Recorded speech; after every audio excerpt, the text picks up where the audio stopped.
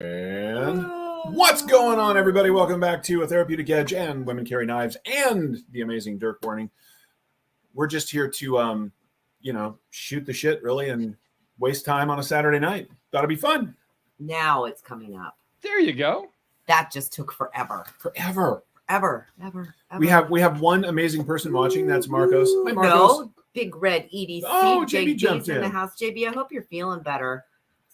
Poor thing. I was driving earlier, so I couldn't talk. But man, you just sounded froggy. Yeah. There we go. 2 whole people. Awesome. Yeah, but they're 2 of the best people. I mean, if you weren't watching and you were in the audience, it would be 3 of the best people. So there you go. What's up, Pretty Fly? What's up, Pretty Fly? I'm gonna move this back a little bit. See if I can. There we go. You know, one of these days I'll pretend like I'm going to do this regularly for an extended period of time and actually try to do some lighting that doesn't suck. Lighting is a tough thing. I'm not even super happy with mine, but yeah, that's something in 2023 I'm going to work on. Right. Well, everybody always says, "Oh, use the ring lights," but it's hard because if you have them too direct at you, then you get glare when you're trying to show a knife. What's up, Richard Kastner, Right. Blade Ogre? What is going on, folks? You know, so ordinarily at 10 o'clock, JB goes live with Saturday Night Live. He went early today. And so it's funny because if we'd have thought about it, I'd have gotten myself a beard extension and a baseball hat and I'd have come on and just been like, welcome to Saturday Night Live. Zeb, what's up? What up, Zeb? Dude, I am not surprised she went to sleep. You guys literally just got back, but it looks like you had just an awesome honeymoon. Yeah. Pictures were awesome. That's so cool. Hey, Craig and Tom, how are you? Going live. Yeah, that was cool. So Zeb, Dual Sport Survival, actually went. We went to their wedding. Mm-hmm. Yep. I don't know if you knew that, Dirk, but we went to their wedding, which was awesome. Finally got to meet them, really cool. And then they took off to Disney World for their honeymoon. Oh, okay. And didn't take us with them. Yeah, they didn't take us with them. We were so upset. It's that's kind of like a personal thing. The honeymoon. I don't know if I'd want to take my internet friends with me on my honeymoon. I lost all this weight so I could fit in those suitcases. That's all I'm saying. But no. Well, then that would be a little bit rude then. DJ, what's up? What's up, DJ? How you doing? DJ. Gone awry. Hello to you. Oh, we got a good group. I can't see how many. We have 13. There's 13 for 9:30 at night on a relatively spontaneous live is pretty good. Then folks will drift over. I think that Zach and OCD are still. They were sharpness testing some. So funny. You know the knives you get when you go to like gas stations have like your names on them and stuff. Oh yeah. Yeah. So they had a couple of those, and they were actually. I don't really know because none of them have ever had my name on it, but I understand the concept. Are you saying that Dirk is an unusual name? Yeah, I've never found anything with my name. That's on it. We're getting him a knife that says Dirk. And Jared comes In on fact, and says, "Hell, everyone." We're going to get you a Dirk with Dirk written on the blade. Oh, you know where I am. I would. Please don't get me a Peter with Peter written on it. Well, there goes that Christmas thing. Let me make a note of that now. So this face is like, ooh, ideas. Guess what's going to be in your stocking? Gonna dildo with my name on it. That's right. That's great. Peter says Peter. That's fantastic. So I was earlier this week, as I've shown off a little bit, I picked up some fancy button locks, and then Russell came by from Artisan and dropped off some of the new CJRB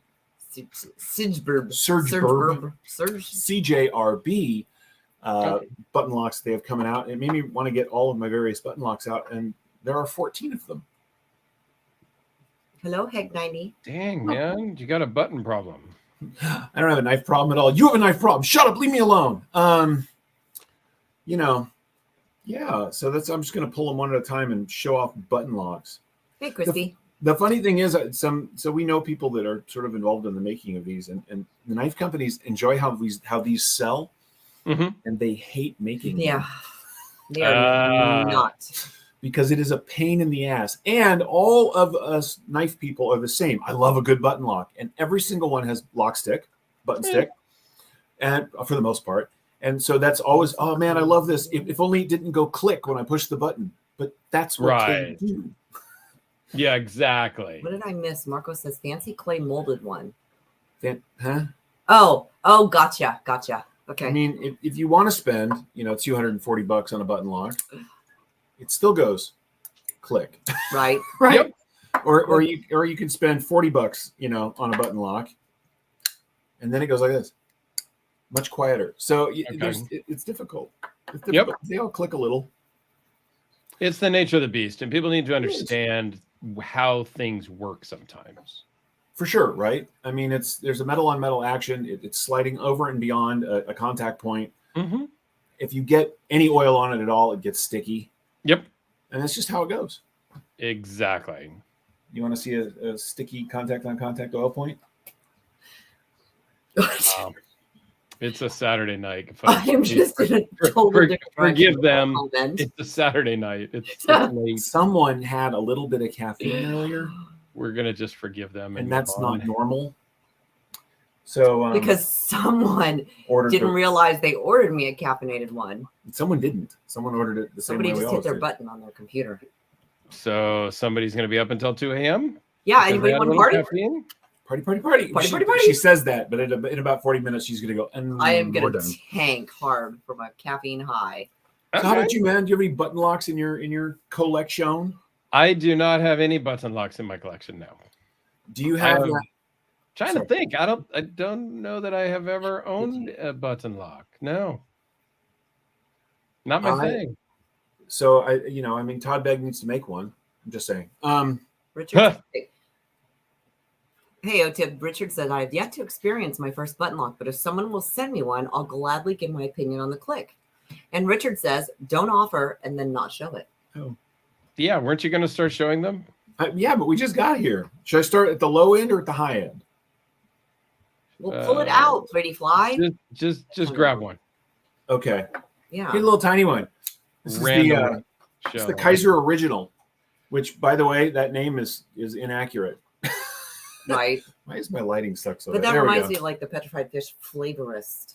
Well, at least, if it was original, it could be, in fact, original. In fact, the funny thing is Kaiser makes this one, which is the chili pepper, which is considerably more original than the original. Yes. Right? I mean. Yep. I agree with you there. This one's got good. No click at all. No, I love that one. Yeah. This is a fun little knife. I mean, it's funny. This is an Amazon thing. So always look at the specs when you buy a knife. Because I was like, I ordered a knife and I got a knife. I'm sure that it just looks bigger than it is. I was like, it's going to be cool. And then I took it out of the box and went, that's nifty. Yeah, that's a common Amazon thing, not just with knives. That can, right? Yeah, that's just a thing. You got to really look at it. It's confusing. So this one's aluminum. Mm-hmm. The new. Peter resembles that remark, Grumpy, and he has no clue what I'm talking about. He's gonna go look. Monkey. Uh-huh. Okay. Anyway, so what is this called? I don't remember. The regurgitation. The rebound. What the hell is this thing called? I don't. He said it like once. Was there a number on that one? Yeah. Well, show us what it looks like anyway. Oh, well, here's the G10 version. I can't. Just a nice little knife. Okay. Yeah, really well done. Here, maybe if I double glasses. They make it in G10 with steel liners and in an all steel frame. And actually, I like the steel frame better. Okay. This is just a nifty little knife. Most of the time, it's the pyrite. Pyrite. Yep. Pyrite. Whatever. Most of the time, steel frames add so much weight that it's not worth it. But for a knife this small, it just makes it feel substantial. Wait, is that G10? Right. What? Because this is the pyrite. The J1925 is G10. She wasn't listening at all, was she? I don't think she was. Version. Oh, okay, yeah. And honey, I always listen to you. She was reading and couldn't listen at the same time. Maybe I'm not sure. Thank you, Dirk. Thank you. I owe you lunch.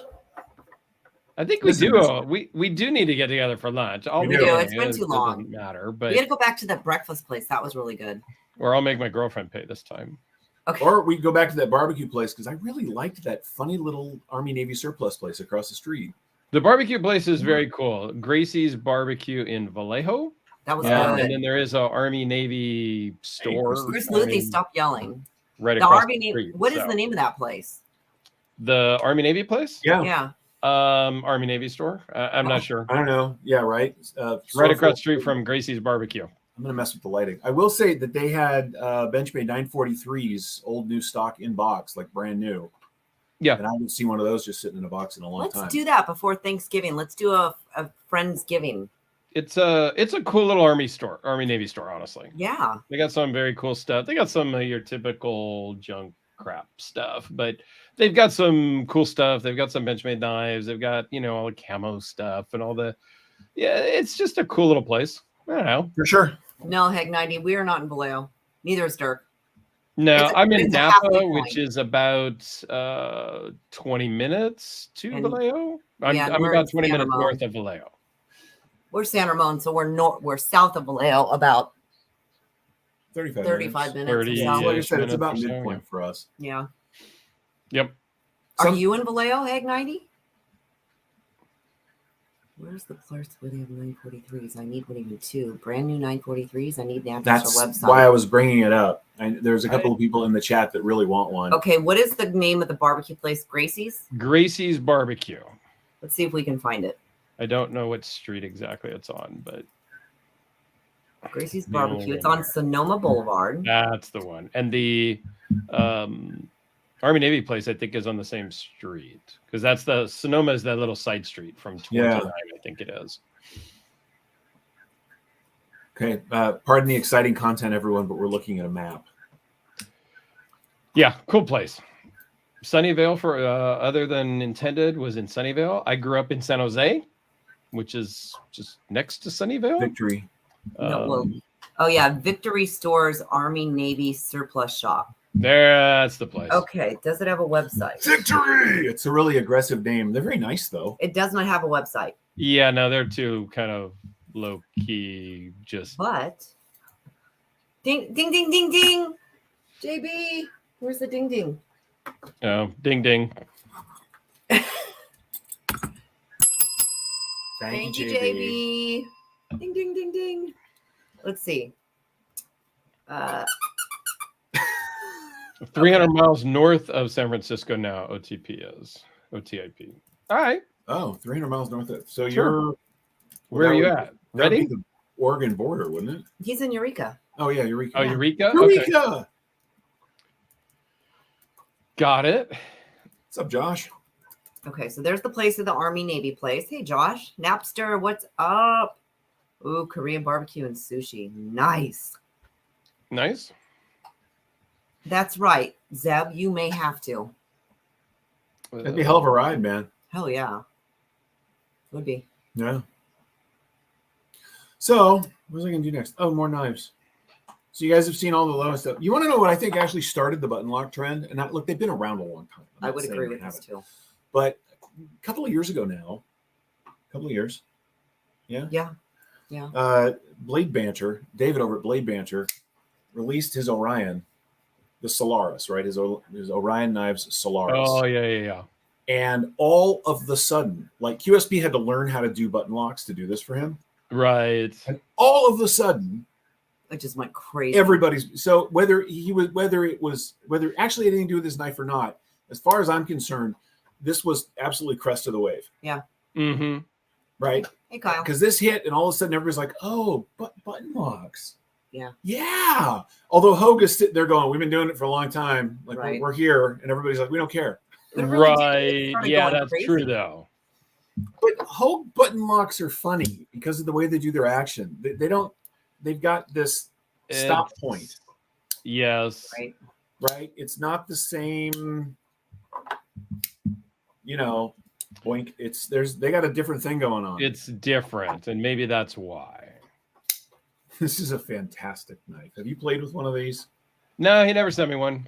I Before- wasn't good enough to get on the train for those ones apparently back then. I had What just train? I had gotten- I bought this with my very own hard-earned monies. I'm overbuying knives. But I will. Do you want to? Because I'll send this to you. This is right up your alley, size wise, man. Yeah. Well, when we get together, because you have some of my stuff now. When we get it back, we'll just grab that stuff. No, we don't. We don't have anything that belongs to him, do we? No.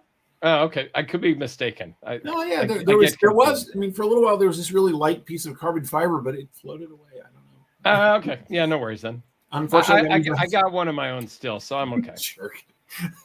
Unfortunately, that would mean I would have to give you a lot of money. That is okay. Look, in a world full of subtle variations on a theme that is pocket knives, right? There's not like really anything is that new or original. Right. The VC Edge stuff is out of this world. It really is. It's just unbelievable.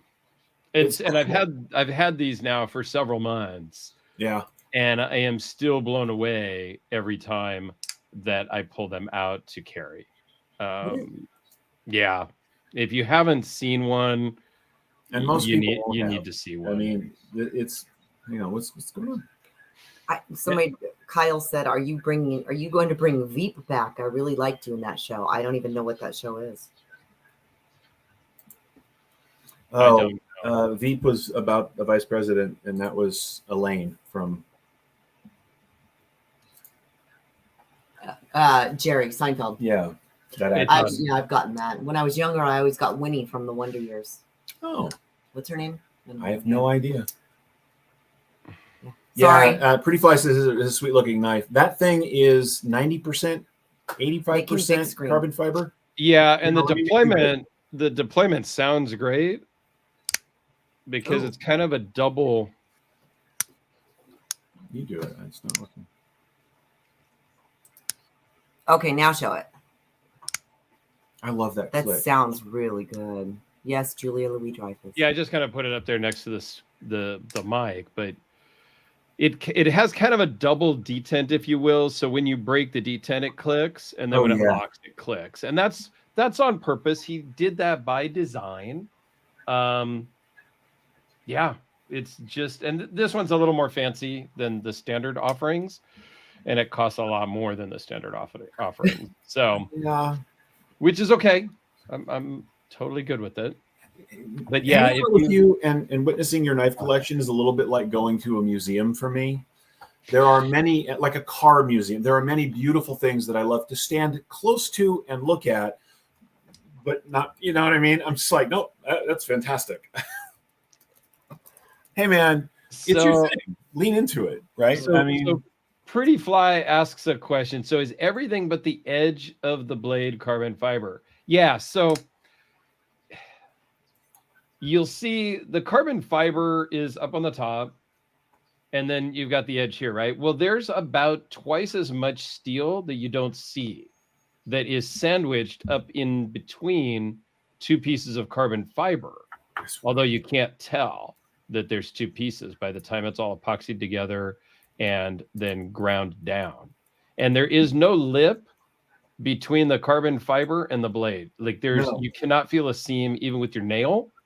It's seamless because there's a T kind of cut into the steel so that the carbon fiber kind of just really rests in there. It's amazing. How many sharpenings do you think you could go through on one of those before you run out of steel? Do you know what I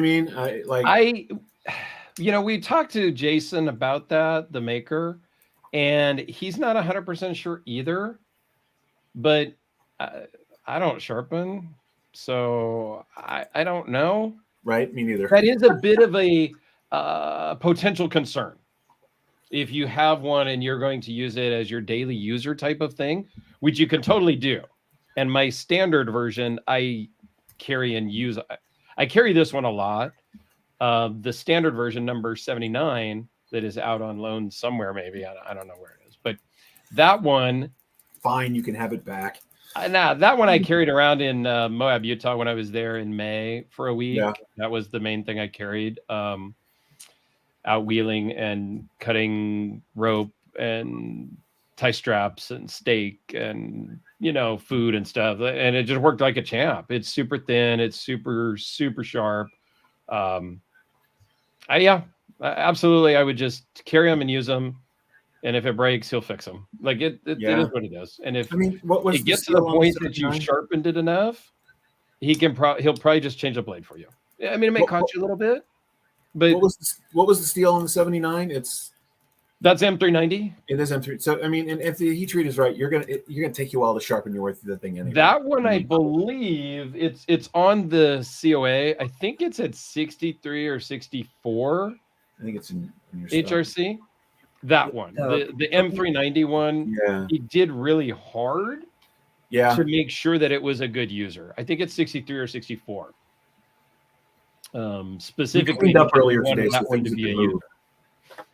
I just love that thing. I love it more than I want to because I look at it and I think of how many things that I actually also love I would have to sell. Yeah, they're not cheap. I mean, the standard version one now in the current drop that he just did, I think was $10.50. Yeah, and look, $1,000. That is the amount of handwork and delicacy that goes into making that a fully functioning tool. Yep, it's worth it. I'm not. Yeah, right. I mean, there are knives like price. I've got the, I've got the ridiculous Norseman, right? That thing is 90% machine work. Yep. Yeah. And these are 90% handwork. But yeah, and so if you're going to spend $1,000, there's worse things to spend $1,000 on. Right. If you're going to spend $1,000, yeah, right. For a knife, this is one of the few that I've ever held in my hand that makes me go, okay. Yep. Like it's painful for me. I mean, there's a, it's just, that's my life. But when I look at this and I hold it, I understand it. When he handed that to me, I went to grab it thinking it was going to be really heavy and oh my God, it's a trip. I love that thing. It is a trip. Every time I hand one to somebody, it's, oh my God, holy. You can't explain it. Yeah, I mean, you can't explain it until you get it in your hand. It's just a trip. It is so cool. That's why I've been sending them around so that other people can see them. Like I sent them down to Alex. Well, you wouldn't want to slap it sideways on something. No, you're not going to use it to pry with. But if you use it like a knife should be used, then you're good. This is a refined cutting tool. God, that's amazing. Hey, Mark, thank you. So that's why I sent it around. I sent it down to Alex. We sent him to Jim Skelton. I sent him to you. Have you ever met Jim? Not in person, but we've talked a lot for years. He actually made this fixed blade that I bought from him recently. Cool. The mini Hellraiser, and it glows. The handles glow in the dark. So that's how he sucked me in. He literally sent me a video. Hold that one up again. He literally sent me a video of it in like the closet in the dark with it glowing and said, I've got this available. I'm like, you bastard. Yeah, man. That's a good looking, nice handle shape. I like the aggressive blade. Yeah, it's very cool. He gave me a decent price. Another customer had commissioned it and then at the end, kind of backed out for whatever reason. Which is fine. So it worked out for me. It's awesome. Somebody wants to know if there's give on the scale. So, of the interface? No, it's not like a Benchmade bug out. You cannot squeeze the scales together. And I am squeezing. I mean, there's maybe a little bit of flex. Not like the bug out though. But not like a bug out. And even this one that has the windows cut out. Now I'm gonna admit, when I opened this up for the very first time, in about 2 minutes, I broke one of the little spines out because I kind of pushed on it. Yeah. And I had to make that call to Jason and say, dude, I just broke the very expensive knife you made me, and I just opened it 90 seconds ago. Shit. And he goes, and I sent him some pictures and all that. An hour later, he emailed me back and said, I've already redesigned it. Just send it back to me. I'll get it taken care of. So here's the bug out. I've got the mini bug out. You can see squeezing it. Yep. You can see that it squeezes a lot more. Yeah, no. That one does not, which that was a real trip because again, this knife is basically as lighter. Actually, it's lighter than the mini bug out. Yep. Hey, Stacy, what's up? It's a trip. It's a total trip. I would love, you got to just hand that to people and like have video going. You just need to do a big, long video of handing that knife to people and their reaction. Yeah, because the reaction is always the same. Oh my God. Holy shit. You know, it's yep. It's like 3 different reactions is what I've gotten every time I've handed it to somebody or they picked it up off of the table or whatever. Oh yeah. Yeah, it's a awesome. couple like that. You know, like you've got the war crime, which gets that response because that thing is a boat anchor that's, you know, I mean, that thing is. Yeah, that's kind of on the other extreme from right. You know, it's an inch thick at the blade, right? Yes. I mean, this is, anyway, man, it's amazing. Thank you for the opportunity. I actually haven't done the video yet. We're doing them tomorrow. Take your time. Please. How to and carry it, use it, all that. It doesn't matter. You say the war crime. So here is the war crime versus the interface. Let me back up here. The pocket clip on the war crime weighs as much as the interface. Yeah, this weighs in at over a pound, and it is like 7/8 at the thickest of the blade. I think. I love that thing. We had that one. That thing is crazy. And it is way more comfortable in the hand than everybody thinks. Everybody says, "Oh my God, these spines back here." You don't really touch them. No, you don't. More it doesn't touch me. You have to say that, or that knife will attack you in your sleep. Yeah, it's awesome. More importantly, like I couldn't flip the thing. I couldn't close the thing. It is too damn big, but I could throw it at somebody and hurt them. Oh yeah, you could throw it in any orientation. If it hits them, yeah, you're good. I love that knife so much. That thing is such a chunk. It is awesome. So yeah, please take your time with the interface, carry it, use it, do your thing. Jason has already seen something in somebody's video. I don't know if it was Alex or Jim's that he wants to fix. So once it comes back to me, it may go to another YouTube guy here or there, and then ultimately it'll go back to Jason. He's going to make it new again and send it back to me. So it's all good. That's not a knife. That's a hammer. That's not a knife. So that's the one I want to ship around and let people experience, because I think you need to experience the interface to understand it. Very much like the Hellraiser. Yeah. People didn't understand the Hellraiser, and I started sending around my production Hellraiser and stuff to people, and then they got it. I think maybe you were one of them that finally held one in hand and was like, "Oh my God, I get it now." I actually I had mine for a little while. Things come and go. I love that knife. Absolutely. What I wanted to do at Blade Atlanta this year, and I love and hate Blade Show. We've talked about this. Oh yeah. But I went and talked to him. I had the one I wanted. Like, it was just there. They weren't going to sell out. And then on that last day, it was the last day. And I was like, oh, right at the end, I'm like, oh, I got to go. And it was too late. Yep. And I don't want to just order another one. So at this year, probably in June, I will buy whatever one I like best from them. I want to buy it from them. If that makes any sense. Mm-hmm. You know, I ordered one that was cool, but that's the kind of knife, because it is so interesting and still so useful and still so cool, that I'd like to have a little bit of a story behind it. Like, hey, I got this from them at Blade Show. Agreed. Yeah, other than Intent and Purpose, hit me up. Send me a message on whatever, Facebook, Instagram, email. Yeah, hit me up and we'll figure it out. It's fine. What's up now? It costs $200 to ship because it weighs more than, like I said, it's like shipping bricks, but it is like shipping a brick. That's it is like a cinder block, more like it. But yeah, we can work it out. Just shoot me a message and we can talk about it. It's fine. Yeah. You have. If you guys have not subbed to Dirt's channel, he has got some of the most outrageous, what up, Nav? Just kick-ass knives. We can't see right now because I want to steal your channel. Hang on just a second. I'm going to go share it with the world. Why don't you let me do it? I certainly have a wide range of knives that I collect, from obviously the 1.5 ounce interface to the 2.1 ounce Peacemaker, which is still in the drawer, but the War Crime is almost 2 pounds, 1.5 pounds, something, I don't remember. And yeah, I've got stuff all the way from $10,000 or from $10 up to 5 figures. So I have a range of knives. And gone awry.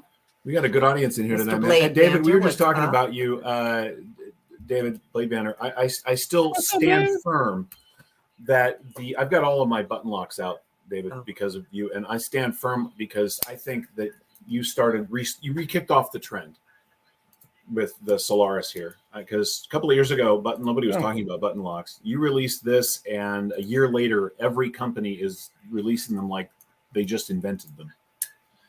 So if you didn't, what I said earlier, man, is if you didn't start it, you definitely were at the crest of the wave, and I think that's awesome. And thank you, Dave, for my storytelling method. My girlfriend would probably argue with you because she thinks I talk and ramble too much, and I don't know how to tell a story. But To be fair, at least Dave thinks I can tell a story well, so that's good.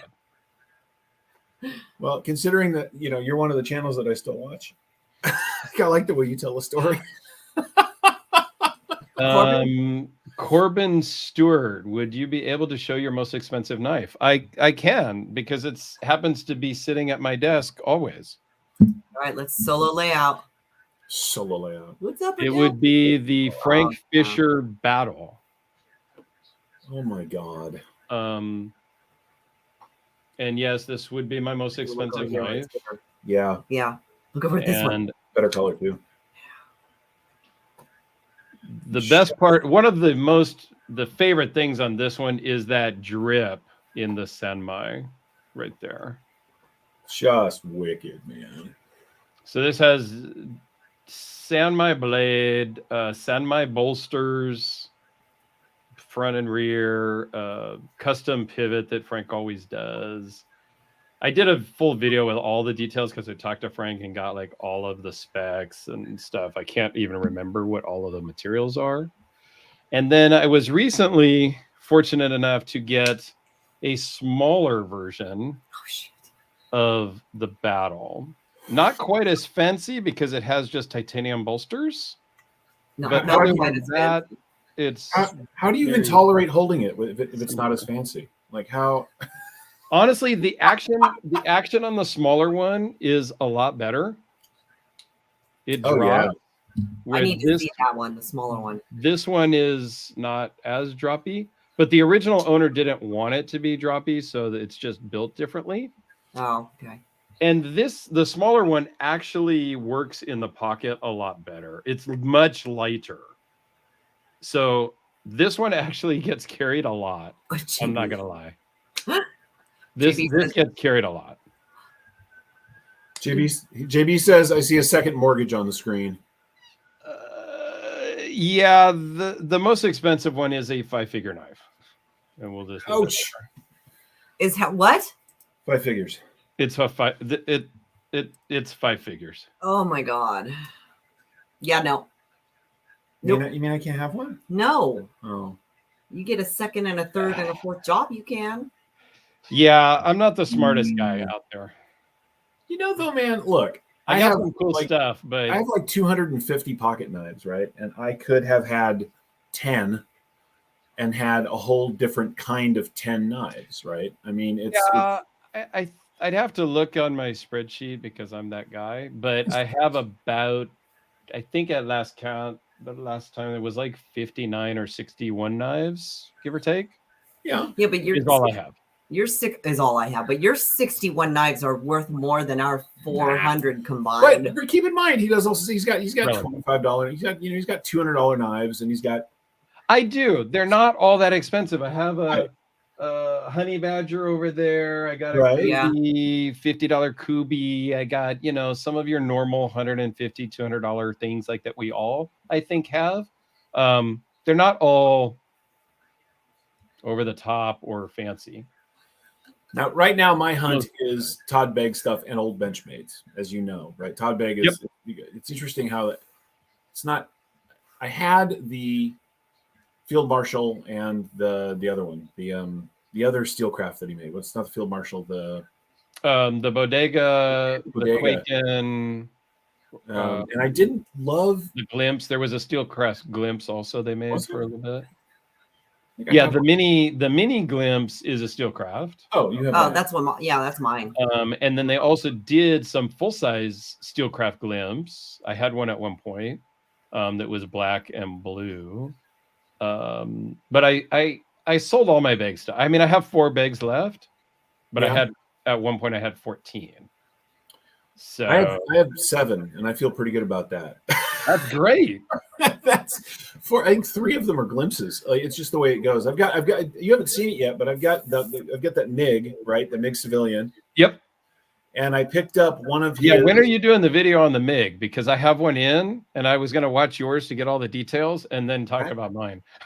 Not this coming week, but next week. I got to get mine started maybe before then. But and I picked up it's a glimpse, but it's D2 and G10, and it's called the glimpse EDC, and it was from them about a year ago. It was on their website. Oh yeah, they're like the $100-ish ones. Yeah, like Yeah. super for them budget. They don't sell for that anymore. Yeah, and I think they were trying to, when I was talking to Mark Big a couple of years ago, when he started the whole like real budget stuff, they were looking at the sub $50, and they were talking to people at Harbor Freight to have it there, not to make them, but to offer them at the Harbor Freights at the like at the end cap, kind of that impulse buy at the check stand. That's what they were shooting for, sub $50 at the checkout at Harbor Freight. What an incredibly odd direction for a company that comfortably sells $600 knives. When he told me about that, I'm like, really, dude? I don't understand. He goes, oh, that's the wave of the future. No, whatever. I'm not a business guy, so you go for it. I don't know him, and I'm going to get in trouble by saying this, but from that statement, neither is he. I mean, that's not.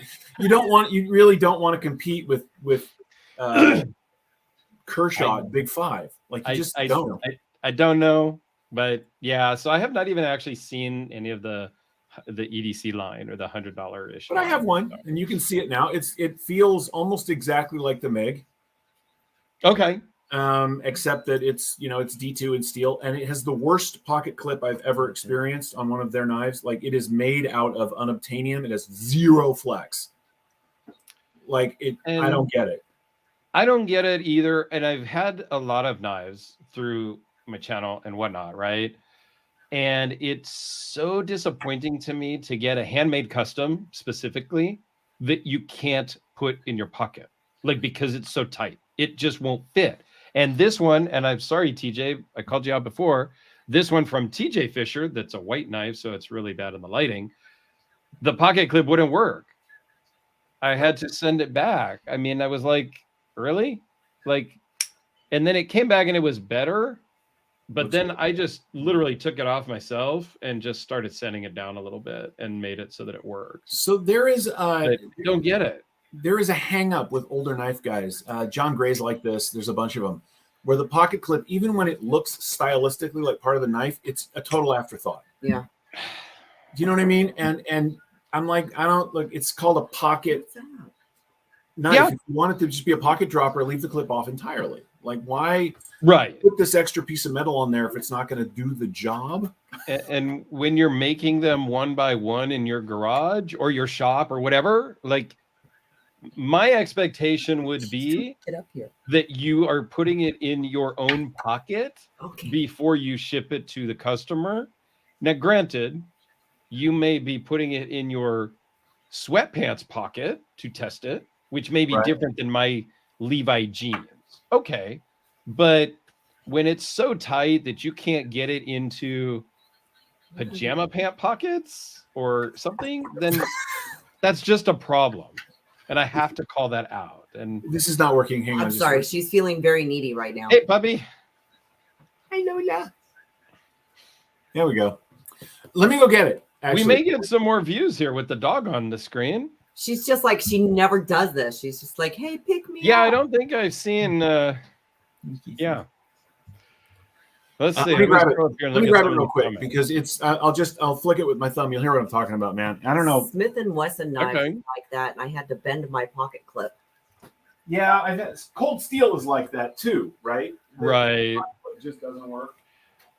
Yeah, Blade Banter says I've yet to reach that level of collecting. Yeah, I sold a bunch of stuff. I bought hardcore into some other makers, and then I sold almost that entire makers collection. Oh wow!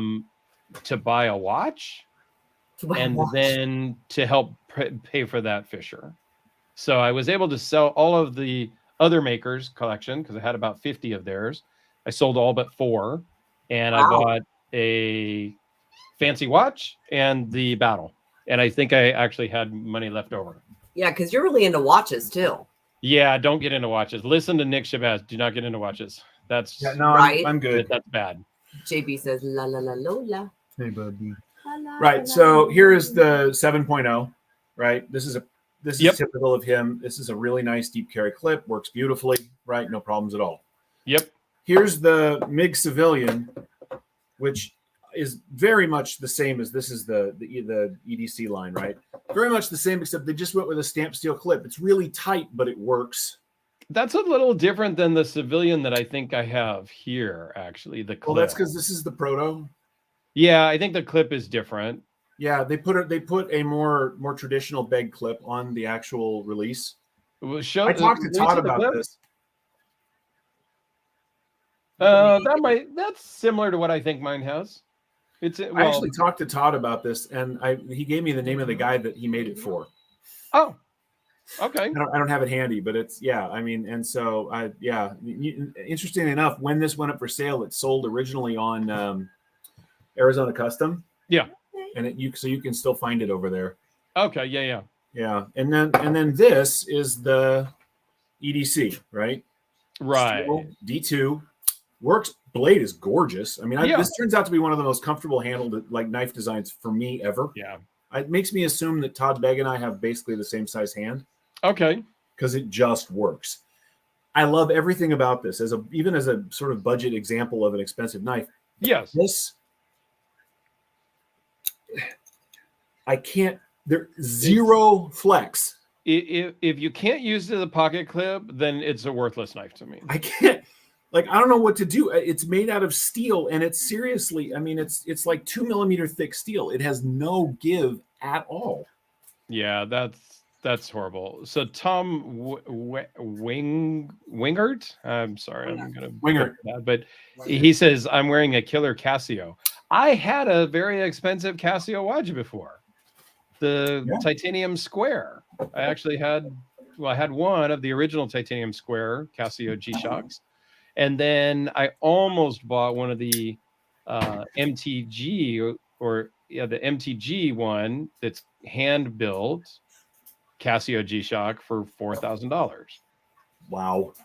So you can have very nice Casio watches also. And I should have bought that fancy one. I was going to get it for less than the retail price of $35, I think the one was, from my buddy for like $2,000, but I ended up not getting it. But that Casio G-Shock video is my second most viewed video on the channel. That's because the Casio G-Shock remains one of the most popular, like just generally popular watches, period. I've had 3 of them. Yep. They're fantastic. Yeah, you can't go wrong with a Casio watch. I mean, if you're going to get into watches, you have a full variety of options in Casio for sure. And you can get Casios from $30, $40 up to $4,000. Right. It's all in what you want. I wear this. This is just a Android watch, right? Okay, yeah. Does what it's supposed to, but I have 6 or 8 watches in a watch case. It's actually a little tea box that you could put a bit. They fit in quite well. And every once in a while, I open that up and I think, what am I doing? I love those things, but then I don't wear this for a day, and I'm like, but I don't know how many steps I got, and that bums me out. So yeah, the Casio World Timer, Dave, is awesome. They have some Alex from the Watch and Cut channel did one with a Dama steel case, which is super cool. And then Richard says, it's sad that most of your cheap knives are out of my price range. Poor ass knife noob cop. You know what, man? Over here drooling. What's your price range? Because I got some stuff on the table here that's $40 that I think is flippin-tastic. Yeah. What is your price range for a knife there, Richard? My brother kind of got me into a little bit of knives while he was with a department. One of his partner at work was a Benchmade dealer, so I was able to get discounts on Benchmade. Nice. And I could buy any Benchmade I wanted in California because he didn't care. So I bought a bunch of Infidels and automatics. And then over the years, then I started using them to trade and sell. And then I worked my way up. This is the new CGRB Lago. This is a cool looking knife. It's about That's $40. cool. It makes me big too. It's about $40. It's got a really good button on it. Excellent blade, multiple forms of deployment. So, man, this is for you out there that don't have, hundreds of dollars to spend on a knife. This is $40. This is their AR RPM9 steel. It is completely functional. It's powder metallurgy steel in a budget range. This is a great knife. He said his most expensive knife is a full-size sheepdog. Oh, this is definitely in that same. This is yeah, man. We got you. I got a ton. Look, I have expensive knives. I've got more than I ever thought I would have at this point. But we have a lot of budget friendly. We got a lot of budget friendly. Yeah, because I still get. It doesn't matter. I'll hold on to the $1,000 carbon fiber fanciness, and I'll play with that for a while, and then I'll walk by and I'll see the $40 Civivi sitting on the table, and I go, ooh, and I'll pick that up and I'll play with it for a couple hours or carry it out to, when I walk out of the house. It's just the way it works, man. And it's funny, especially if we go on a long drive. If we go on a long drive, most of the time, both of us are carrying a knife that's very fidgety. Oh, yeah, because flip, right? No, I don't mess with my knives in the car. If something happens, I'm not going to stab myself when the airbag goes off. No, we're going to stab each other. It's an okay. agreement. We just drive along like this. And okay, that's fine then. JB says that he'll wear a watch when he gets a Rolex Submariner. I'll be honest, my Rolex Air King is one of my most worn watches, and I sold a bunch of other knives to be able to buy that watch. I think I think that I'm an Omega fan, and because I might have a few Omegas. Yeah, right. That's my dad is in his 90s. And he's old school, and he had a couple when I was growing up, and they were they were basically just silver and gold pieces. They weren't super fancy, but there's something about them, and it might be just because that's what I grew up with. That's what fancy was to me. Right. I'm not a huge fan of ostentatious looking watches. To me, yeah, right. I mean, I had friends that were into Is it Breitling? Is that the name of? Yeah. I have one Breitling. They look like hip hop videos on your wrist. Not all of them, but his did. They were very bejeweled and very, and that just, I get it. It's an absolute statement piece, but I'd rather have something that looks like this, that works like that, than have something that looks blingy. Yeah. CPM says a Rolex Datejust is his only watch. That's a great watch. Kyle says the Tudor Black Bay over the 80s Rollies all day. Yeah, I'm not a huge Black Bay fan. I do have a Tudor Ranger, which I love. The two that I wear the most is the Rolex Air King and my Omega Deep Black Planet Ocean, which is a ceramic case, GMT, and all that. That's the one that lately has gotten the most wrist time. It just feels the best on my wrist. And that's cool. So really quick, you guys, JB just put up a post that SOG has a crazy sale going on right now. Lots of models marked down 50%, and code MWR40 takes 40% off that price. What? And for those of you that don't know, Rosecraft Blades is also having a Veterans Day sale this weekend, so you can get over there and get in on their sale. Yeah. And you can use Women Carry Knives or Therapeutic Edge. A Therapeutic. Oh no, it's Therapeutic Edge, not a Therapeutic Edge, just Therapeutic Edge. But I'm not sure if the codes work for the sale price. I don't know. So JB might know. JB actually has a code too, which is Big Red EDC. JB? I got a SOG recently that. So I'm not sure, but yeah, you guys, there are some great sales going on right now this weekend for the Veterans Day sale. For Veterans Day. Also, thank you to all you guys who have served out there. We thank you for your service. Absolutely. JB, I know you have for sure. NAF. Codes don't work on the sale prices, but get on over there anyways. Grab yourself a knife. I mean, they have some great prices. Rosecraft has some great blades. great knives. Sorry. And with their sale prices, I mean, that's very affordable. So definitely check that out. I agree. And then Blade Bander had a comment here. Dirk, between you and Alex, why don't you do a watch brand? Because I'm not special enough to do anything like that because I'm just an average guy. That doesn't matter. Is probably my first initial thought. Much like I'm not going to do Patreon and join all these things, and it's just I don't think that's for me. Hey, Will. But I don't know. That's an interesting comment, Dave. I mean, you made a knife, so I guess anything's possible. Maybe we'll talk later. It is. It's really interesting. And then Kyle says, "What about those Grand Seiko?" I do have one Grand Seiko. I wanted a Grand Seiko with the 9F quartz movement for its grab and go accuracy. So I do have one Grand Seiko GMT, and that did go with me to Hawaii when I went last time. So I did actually get to use it as a GMT. It's okay. Dirk is talking.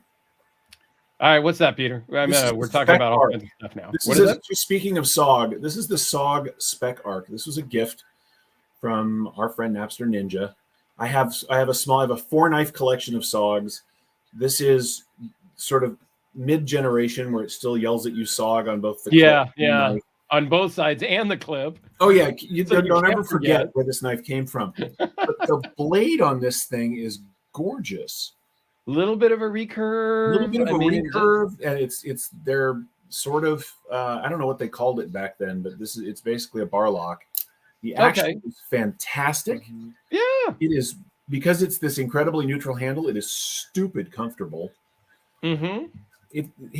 Follow JB's advice. SOG, I love what SOG has done. Their most recent generation of the Kiku, the assisted Kiku, I love what they've done recently is amazing. And go get yourself a cool knife. Oh, the RJ Martin? I have it right here, actually. Now, is that Magna Cut? This one is in Magna Cut. I love this knife. It's this SS, so it's like Sabenza-ish thickness. It's his super slim. It's about a Sabenza-ish. I love it. And I use it a little bit. I don't really use my stuff that much because, well, I sit in my house and work from home, so I don't have a lot of use. But yeah, so far it's been doing great. AP. Oh, damn, Mike. And now you're just telling me? And NAF makes a comment about most of the Grand Seikos are too small. Yes, that is one of the problems with the Grand Seiko that I personally have. Do you mean like the bezel, like the actual? Yeah, the diameter of the case is a 39 millimeter, which is the small, like that's my low end. I have to ding ding. Bear with me for a minute. Yep. Thank you, Zach. Well, that's interesting because I used to. What's the really sort of mid range? They're giant watches. The Invicta.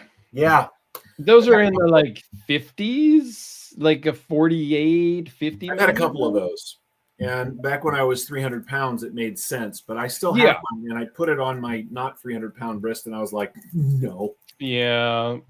CPM mentions the Hulk Submariner. I would love a Hulk. That's on my list, but not at the current going rate of 26-something thousand for a $9,000 watch. I'm not going to do that. It is a discontinued model, so what? 40 to 42 millimeter is kind of my sweet spot. Although my Omega Deep Black is a 45.5 millimeter, so it's really big. Funny, but it's all black and ceramic, so it's super light and doesn't wear that big. That's 40. This is 40. This cracks me up because this one is 40 millimeters. Yep. I didn't get the right. And this is 40. And that's like the whole width of my wrist, this watch. Yeah, but it fits and it looks good. If it was any bigger, forget it. It'd be too big. I can do a little bigger. Although for my old eyes, because I have my reading glasses on, so I can see what everybody's saying. Like, I can see it because it's big enough. Does that say 7%? Louis is super stoked that we're on. Well, what? Louis says, WTF, you guys doing on? Super stoked. Hi, Louis. Hey, Louis. Well, I'm glad that you're stoked. Right. I wasn't. I wasn't. Yeah, I'm getting tired, but I figured I'd come and hang out with Peter and Christine for a little bit and see what the late Saturday night live stuff was all about. Because Well, this is usually JB's time. So JB usually does his Saturday Night Live From at 10 10 to o'clock 11. from Yeah. 10 to yeah, 11. but I'm usually going to sleep around that time, so I miss him. Sorry, JB. We stay up. Being honest here, keeping it honest. We're always bummed because Zach goes live on Sundays, right? And he's at noon, and we're almost always running around doing our errands and everything on Sunday. So a lot of the times we miss his, but we'll be able to get on and be like, hey, running errands, and we'll be able to listen, but we don't get to, really interact. And then sometimes, we're on JB's, if we've gone somewhere for the day, we're like falling asleep at night. So it sucks. Well, I picked the wrong. What was that? We spend a lot of time with JB and our PJs in bed. Yeah. Okay, well, this is an adult Saturday night show, so I guess that's okay. That's right. What's up, G-Ball? Alex and I picked the wrong day because by the time we go live on Sunday afternoons, evenings at 5 o'clock on our other channel, everybody's already listened to Zach, you guys, and all that. Nobody wants, everybody's all lived out by then. So we didn't think that through necessarily. I don't know, man. I think that it takes a while. Like, for us, an average, I mean, we're not very consistent. But we still, an average live for us is probably 30 people, 27 to about 35 people. Sometimes it gets as high as 50 or so, but not often. There are more people here tonight than there are usually on our lives. And we just do it, but we do it for fun. We've got regulars that show up. It is just for fun. I'm not even complaining or saying anything negative. It's all good. We'll get you there. Yeah, CPM, I did not get in on the Shiro Sinkovich lotto, no. There was a Shiro Sinkovich lotto? He mentioned something, but that's a good combination. Paul Bessemer says he wants a root beer. My friend just got a two-tone root beer, and it is on my list. But my next Rolex will probably be a two-tone Yachtmaster. My next Rolex. Oh, wait, I don't have one. Mine will be called a Rolex, and I'm going to get it in Chinatown next week. And you don't even know how good it's going to be. Kyle, you're cracking me up tonight. Oh, boy. Just kind of scrolling through here. And to compliment Christine. Which glimpse? Which Kyle? one? Is it this one? Or is it mine? Or this one? Should I go get mine? Or that? See what I did there? That's called a flex. Yeah, see JB too. JB always says Sunday's dinner time for them, so they actually still do Sunday. Yeah, no, we didn't really think it through. I mean, we thought it was a great time, and it's been fine. We're not changing it. We're not complaining. It is what it is. You can follow I think the big part of it was a lot of people didn't know you guys were going live. It's hard. Yeah, it got a little weird. Okay, so here's the deal. Because it's Alex and me, and I know you guys bounce around. Like 1 week it's on Peter's channel, 1 week it's on Christine's channel. Yeah. I didn't want to do that because it was confusing to me with other people's. Which channel are they going to be on this week? So I just didn't want to do that for us. So we made our own new channel. Thinking about it a year into it now was probably not our smartest move, but it's okay. But building a second channel is a kind of a pain. Building a channel in general is a pain. It is because while I have Alex has like 1,800 subscribers on his main channel. I have about 6. The live channel has like 300, and that's about it. But it's fine. I'm not caring, but it's just been more work to do that and to get people to understand that there is that other channel. So. David is correct too. He said Alex has gone through a bunch of names, and he did. He actually changed. Yes. Which one are you talking about? And not only does Alex change his name, but he deletes all the videos from his previous name. What is the name of your EDC hour with Dirk and Alex? Yeah, so grab that video and share the link, guys. If you're, go over and subscribe. We'll post the link here in a second. You can share it with Dave. He's changed his name at least 3 times, and usually he deletes all of his videos and starts over with 0, which I don't know is the best move, but he doesn't care, which is fine. Hey, can you send me the link to your channel over on Instagram? It does. I will say because it doesn't have it's There it is. Got it. Never mind. Oh, to my main channel? No, to the. Oh, and because you guys, yeah, you don't have a. You've got the Watch and Cut channel, and That's Alex's main channel. Mine is just my name. Coming up with it, right? Yeah, Dirk Yeah, Warning. this is coming up. Yeah. I got it. It's literally just Dirk Warning because I'm that. See, why do I even bother? There it is. Zach's already posted it. I'm that creative that I came up with my own name for my channel. Hey, look, man, I could have picked anything, but I picked 8. I couldn't figure out another name, so I just. So used what my time? name. So there, Zach just posted the link, you guys. So if you want to go check that out, that's the link to this EDC hour with Dirk and Alex. It's What time do you go live for everybody? 5:00 p.m. Pacific time on every other Sunday. Oh, every other Sunday. Okay. Yeah, it's every other. We might do every, but we started out every other because I didn't want to commit to every week because I didn't know that we could come up with that much stuff. Okay. That's fair. But yeah, it's every other week, and we have a lot of guests. They do. There is a unique. Well, I think we did a unique URL on the EDC channel. I don't remember now. I have to go look. I did on mine. It's just C/Dirk Warning or @Dirk Warning because they have handles now or some shit. I don't Yeah, know. they're really proud of that. When I complained pull it about up the other this day. way, it doesn't show. I gotta make sure and do that on the EDC hour one too, and make a new handle thing or whatever it's called. But What is the name of the knife in the big picture for your? It's another For your channel. for your channel. for my own personal main channel, that's the Peacemaker. That's what it was. That thing's Just reach back and grab it. Why don't you? it's just crazy. And there's the link. I gotta to keep Dirk's close channel. hand. Oh, he's gonna get it out. Yeah. Wait, make it big. Wait. Okay.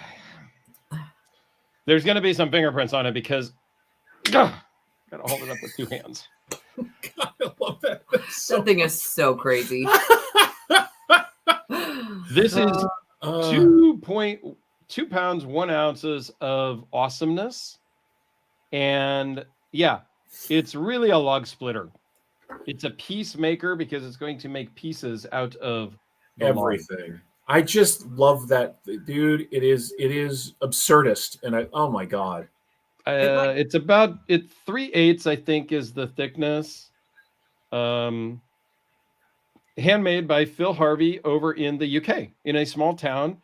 And it's a really great story. He makes them in his shop. He lives on a farm, like a working farm. And he makes a lot of his own tools. He doesn't have fancy CNC. He has a hand mill that he then ends up making tools for and dies for and things like that because they just don't make what he needs. So he just makes a tool and an attachment for his stuff. Which is awesome. These comments are hilarious.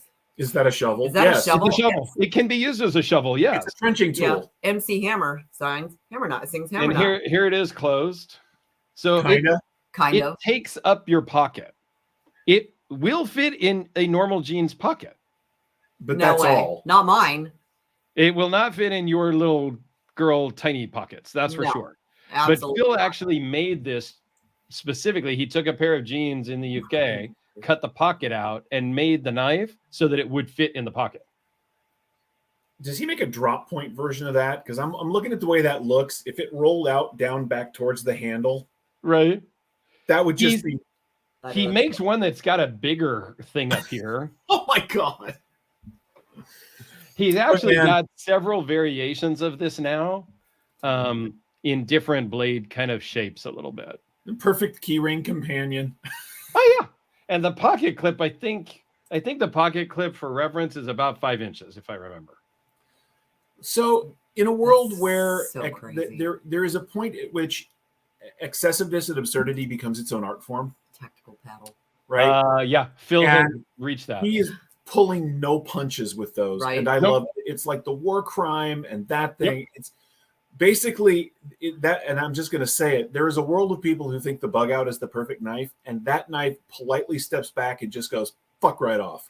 There's just there's no apology. There's no like, well, it No. could be a nope, No. go fuck yourself. And I absolutely love it for that. That thing looks at For a little size comparison, here's a Sharpie. Oh my god. somewhere there is a Praetorian whimpering in the corner. Right. Yeah, that's in the safe in the other room. That is fantastic, man. The Praetorian is like, I'm the big knife, and Phil Harvey's like, want to bet? Next time I see you, I'm gonna stick that in my front pocket as much as possible and just take a picture. Take a picture. That's right? awesome. It'll pull your pants down. Oh, hey. It's a fun knife that I had to have when I first saw one. I knew I had to have one. It's definitely not one I could take and hiking and put on my bra strap. Matt Harvey says he wishes he was Probably related to not. Phil, and I got to tell you, Matt, we all wish you were related to Phil. Yeah. Right. Yeah, it's a cool knife, and Phil's a great guy. He's just fun to talk with and work with on a build and stuff like that. So yeah, if you want one, he is still making them. They're reasonably priced. And I think I heard his books are like 2-year wait, but I don't think that's true. Okay, to be fair, we think we have a bigger one. That's not bigger, it's just longer. It's not bigger, but it's longer. That's what she said. Here, can you get that? Here's our sweet. That was a gift from our nephew. It was a Christmas present. Is that like the best slip joint you've ever seen in your life? It's awesome. Backlock, sorry. It's a two-handed backlock. Yeah, it is. It's made out of CH1NA. No, this is Pakistan. Oh, this is authentic Pakistani steel. Okay. In fact, it is sharp because we've never cut anything with it. Okay. What would you cut with this? You'd ruin all other knives. Yes. I wanted to see if we had any paper around. I want to see if it would do anything. Here. We'll see if it will cut paper. Yeah, Blade Banner says, what is considered reasonable? New from Phil, I think it was like what? 1600, 1650, something like that. Actually, okay, that's considering how big that is, that's not that bad.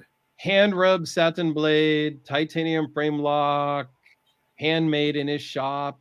I think they might be 1800 or something now today. On the secondary, they're like 25, maybe 3. He needs to make a mini. It would still be bigger than most knives. But yeah. Just this little chunk of, oh, come on. Todd car, is it bigger than a Spada XSL? Yeah. This is about the same size as the Expada XL. That thing, I'm telling you, that thing that Dirk is holding up outweighs this by 1.5 pounds. So I just have to say, Justin. What up, Justin? Justin, you're talking about gifts that you get from family or whatever. Here's one that we got from my nephew for Christmas last year. Because he's awesome. But if anybody wants to send me a gift, have your nephew send me one. I'm all about it. Well, he got us a sword. Actually, I think that was 2 years ago. He got us a sword, and he got us these little itty bitty tiny. Mine's sitting on the counter. Slip joint ones too. No, don't give me those ones. Just give me big ones. Oh, I'm trying to mouse to go back. Mike, good one. Instead of a knife in your pocket, you're really happy to see me. Yes. Thank you, Mike. Yes. If you guys didn't see Justin and Zach's. This is the highest quality car parts, like leftover engine block and old perfect pipe. It's and I love it because he looked at this. Our nephew, or her nephew, but our nephew is hilarious. And he went, well, you guys are into pocket knives, right? And we were like, yeah. We opened the box and went, oh my god, I love it. Yes, Justin. That's awesome. That kind of takes the wind out of my sails with the war crime. To be fair, Derek, show yours again.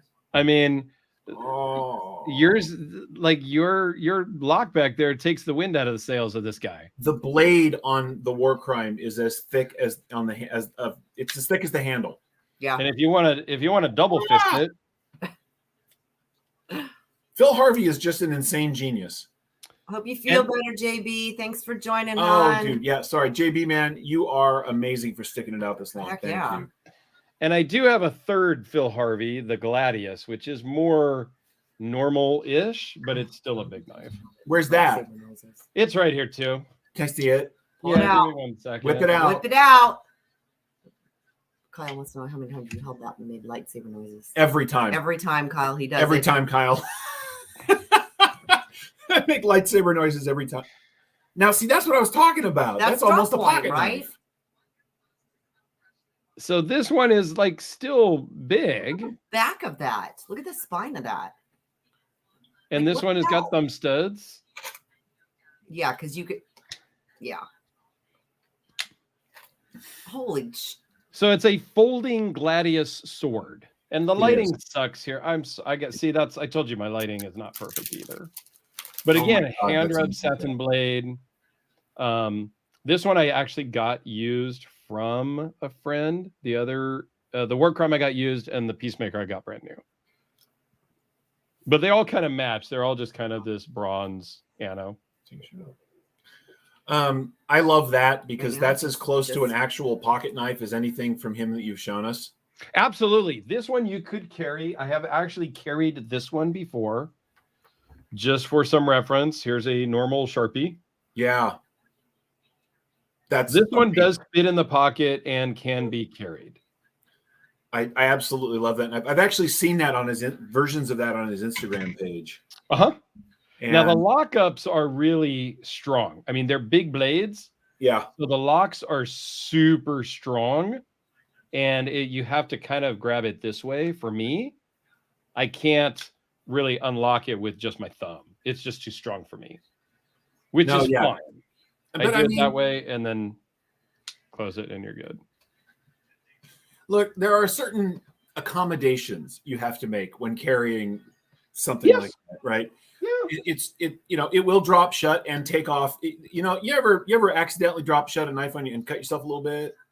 You do that with one of those, you're going to take yourself off at the knuckle. I almost took my pinky off with this one. Damn right. That's a guillotine.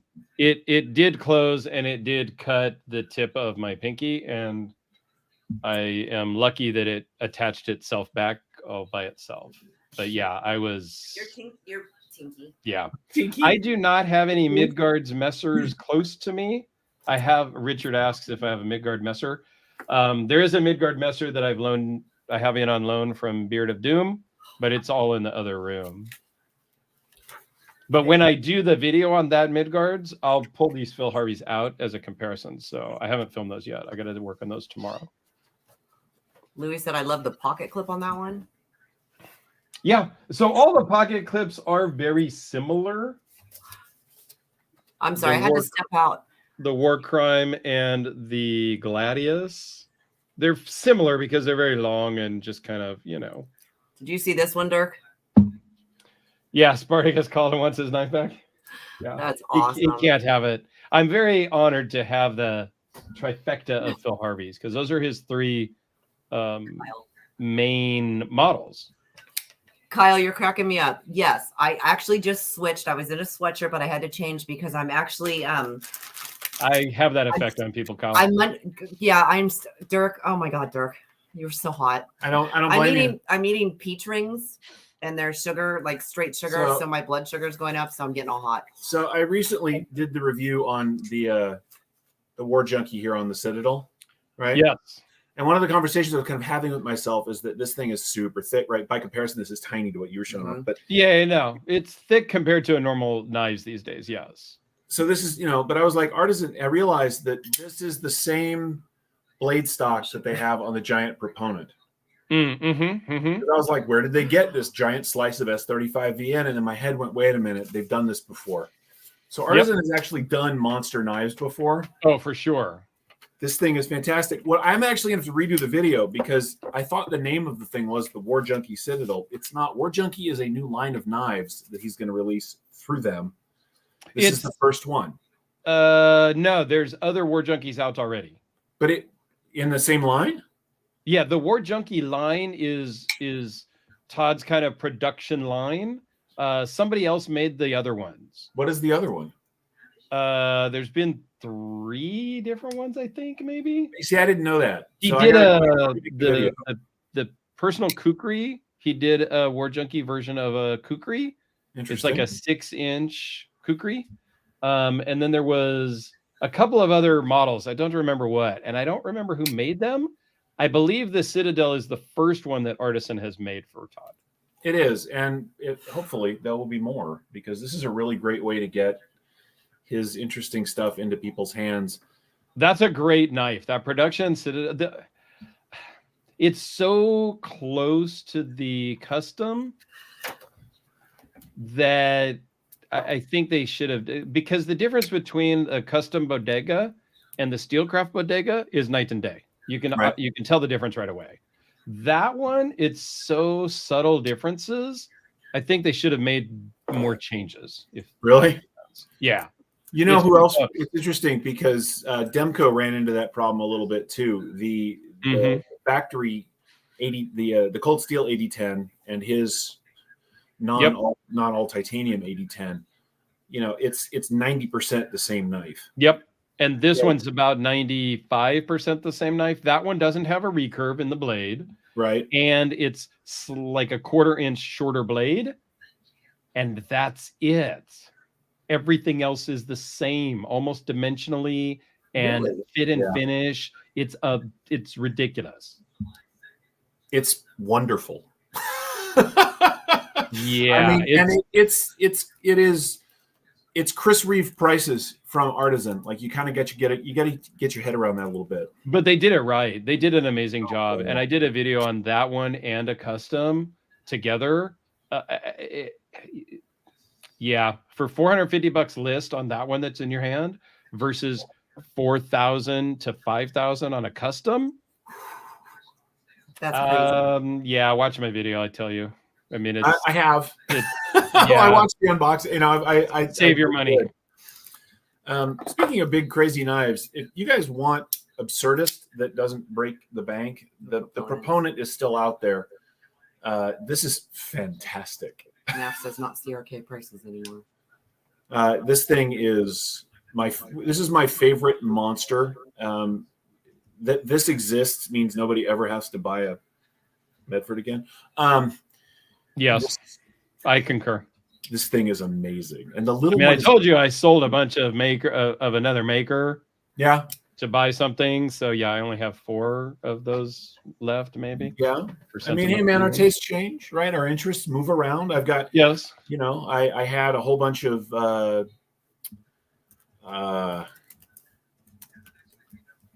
sounds like anyway. I had a bunch of knives from a particular maker that I really enjoyed, and then one day I realized that I wanted other things, and so those all moved on.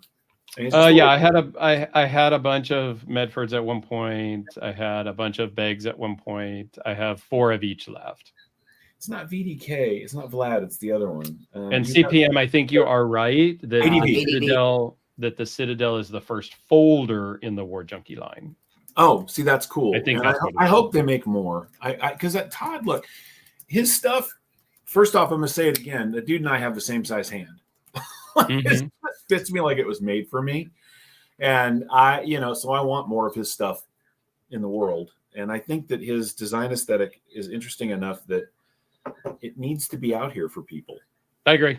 You know, and I'm sorry that whatever happened with him and his company. Anyway, whatever. I don't know. Right? That was not I stay out of it. I know too much about from both sides. I don't know what to believe or not. Nor do I care. I don't want to know. It shouldn't have happened in the first place, right? And it sucks. But I'm glad that he, as the maker with the name attached, has found a new outlet for his stuff that is going to keep it, while expensive, is going to keep it much more reasonable than $3,000 for your average knife nut.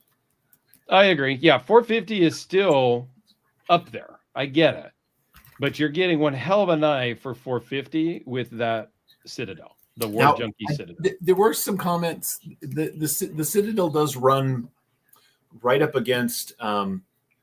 They were saying gas station. I'm going to say glam because it is so polished and it is there's the multicolors and it is running right up against kind of a glam knife. Maybe, but. Louis has a brand new War Junkie for sale. The Citadel War Junkie or something different, Louis? Or do you have, what Louis, what are you selling, man? CPM says Citadel fit and finish was a miss. Artisan Cutlery has some work to do. In what way? I mean, I'm holding one. I'd like to know. It's okay. I thought it was done. What? I might have missed something. Better. I don't know. I'm legit curious because I've had this now for a week and everything lines up perfectly. Louis got a Citadel for sale, brand new in the box. Huh? Oh, nice. And if he's willing to make a crazy deal, Talk to. Wink, I'm not wink. spending 450. Wink, wink. I had a chance to buy one for like 375, and I didn't. I didn't. I even know the folks at Artisan, and this is costing me full price. Matt Harvey says, Dirk, have you seen the Half-Breed Blades large bush folder? Yeah, no, I don't even know what that is. We can find a picture of it. What is it? The Half-Breed Blades. I've seen it. It's a big boy. But if you've got one, Matt, and you want to send it in, yeah, hit me up. Louis is selling his for $350. You guys killing me. Hey, when I just looked that up, that was funny. It said something about poodles. let's find a picture and we'll put it up. Oh, I should do it over here. You should do it there because you're on. Yeah, well, post the link and then I'll. Dave says Half-Breed is a big brick. I like big. I don't have a problem with big bricks. That's not a not sale Here's your point link. for me. My a big brick is kind of a bonus for me sometimes. Hang on, I gotta go grab this over here. Stand by. Oh, lordy. Yeah, this is pretty fun on late night friggin' TV here. You know. Stand by just a second. Sorry, I gotta.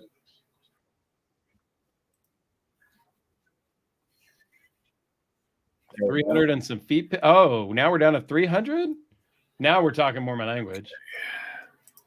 I'm not trying to lowball people, but okay, you're back. Hold on. I'm good at this. I swear. Do you need to unmute him? No, he's unmuted. Oh. Hello, can you hear me? Yeah. Okay, for all of you, that is the Half-Breed Blades large bush flipper. Oh, that's actually kind of cool. I'd like to check it out. Yeah, it's discontinued. Yeah, they're discontinued, unfortunately, but okay. it's a cool looking chunk of thing. I dig it. I like the blade. So what was CPM says they had a bunch of defective ones. What was defective, if you don't mind me asking? Ratio of sold units to defective units leans defective. I had to return mine and got another one that was still defective. Metal Complex also had the same issue. If you got a non-defective, you're lucky. Or maybe they just got better at making them. I don't know. What was defective? I'm just curious. I'm not challenging you. I'm sure it happened. I just don't know. Somebody from Vallejo in the house. So who's 81? I'm in Napa, just north of there. I go to a barbecue place in Vallejo all the time. Yeah, what was the name of that? Gracie's Barbecue. Gracie's Barbecue. Right across from the Army Navy store. Which has cool knives. Makes awesome looking. You know, Beast. Blade Ogre, the PMP Alpha Beast that NAF was so generous to send me was done really well. Yeah. But I had seen a couple of other videos from a couple other people about it being the greatest thing in the world. And it was all hype and stuff. And so I was interested to see one.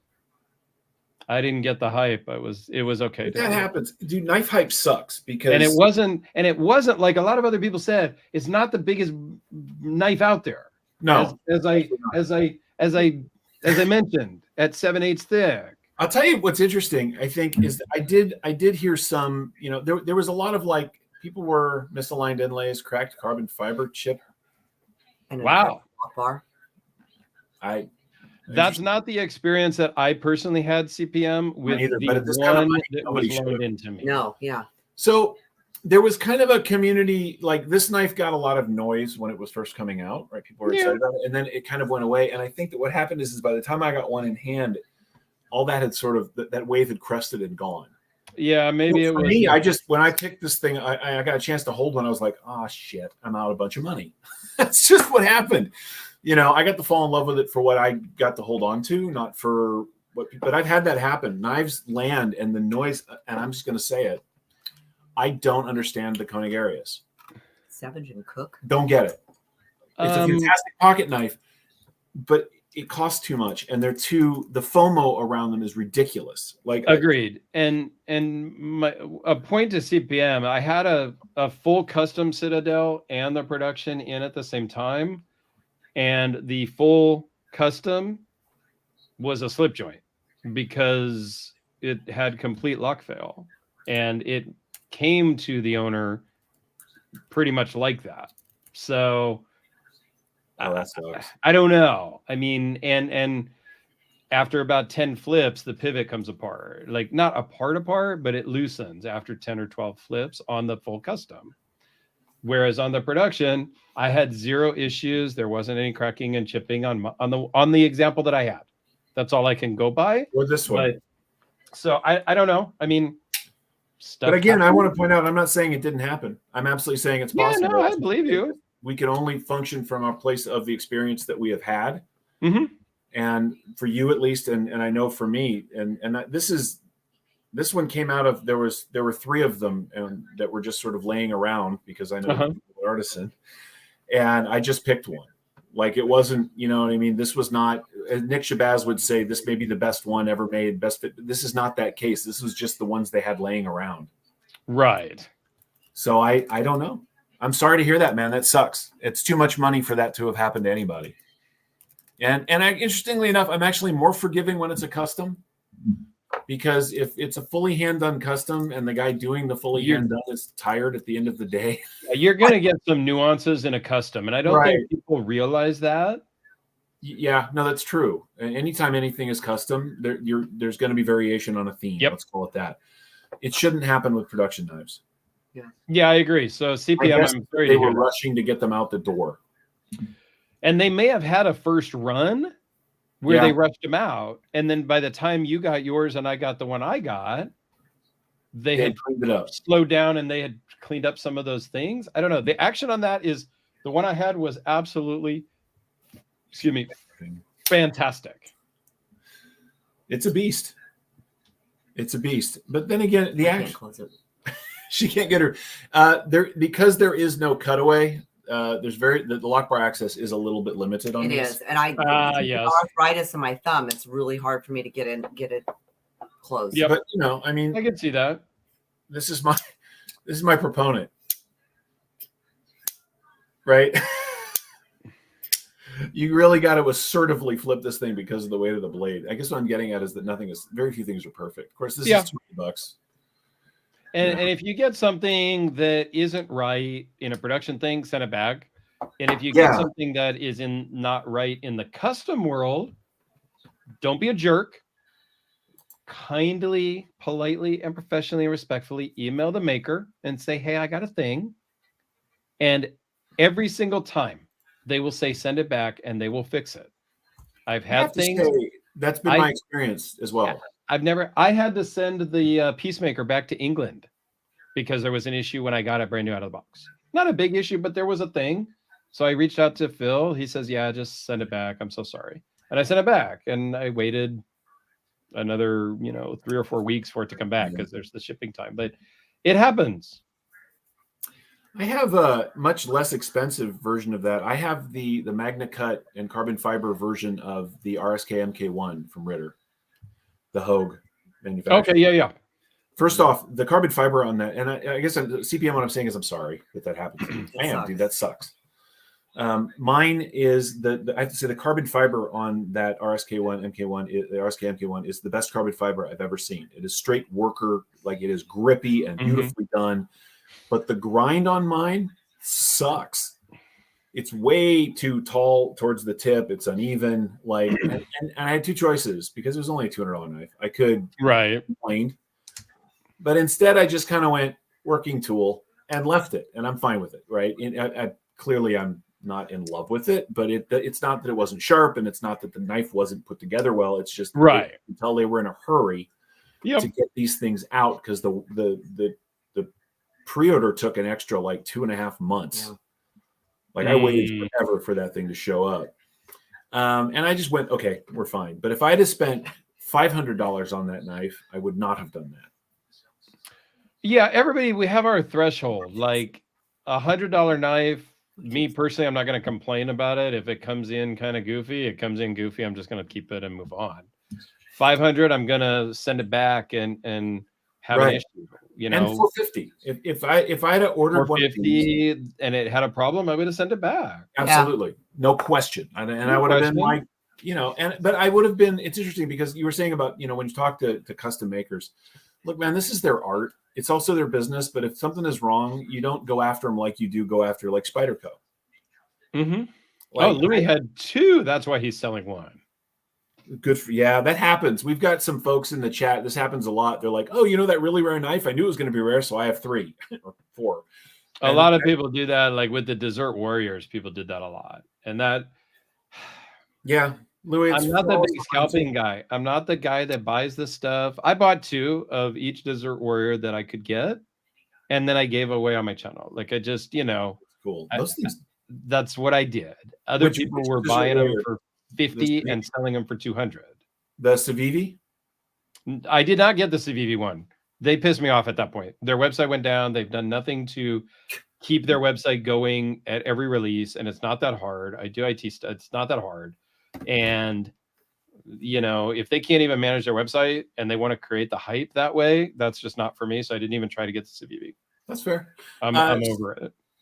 Samoza81 asks, I still own the first knife I ever owned. What was your first knife? So I don't know how old you are. Great question. That's hard to do. I'm 51. My first knife, I was 8 or 9 years old. Like, I have no idea, man. Like, I've had knives my whole life. My first, expensive I still have some of my Kershaws from when I was mostly just camping and outdoorsing. Those are $25 knives. Those I've still got somewhere. But my first real knife was the ZTO 350, and I still have that knife. It looks different. My first one that I can remember, from a kid, was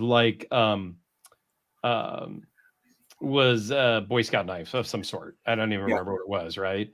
And then I remember having a Buck 110, also in the Boy Scout days. And then when I really got into knives, as more of a young adult or whatever, was the Spyderco police model.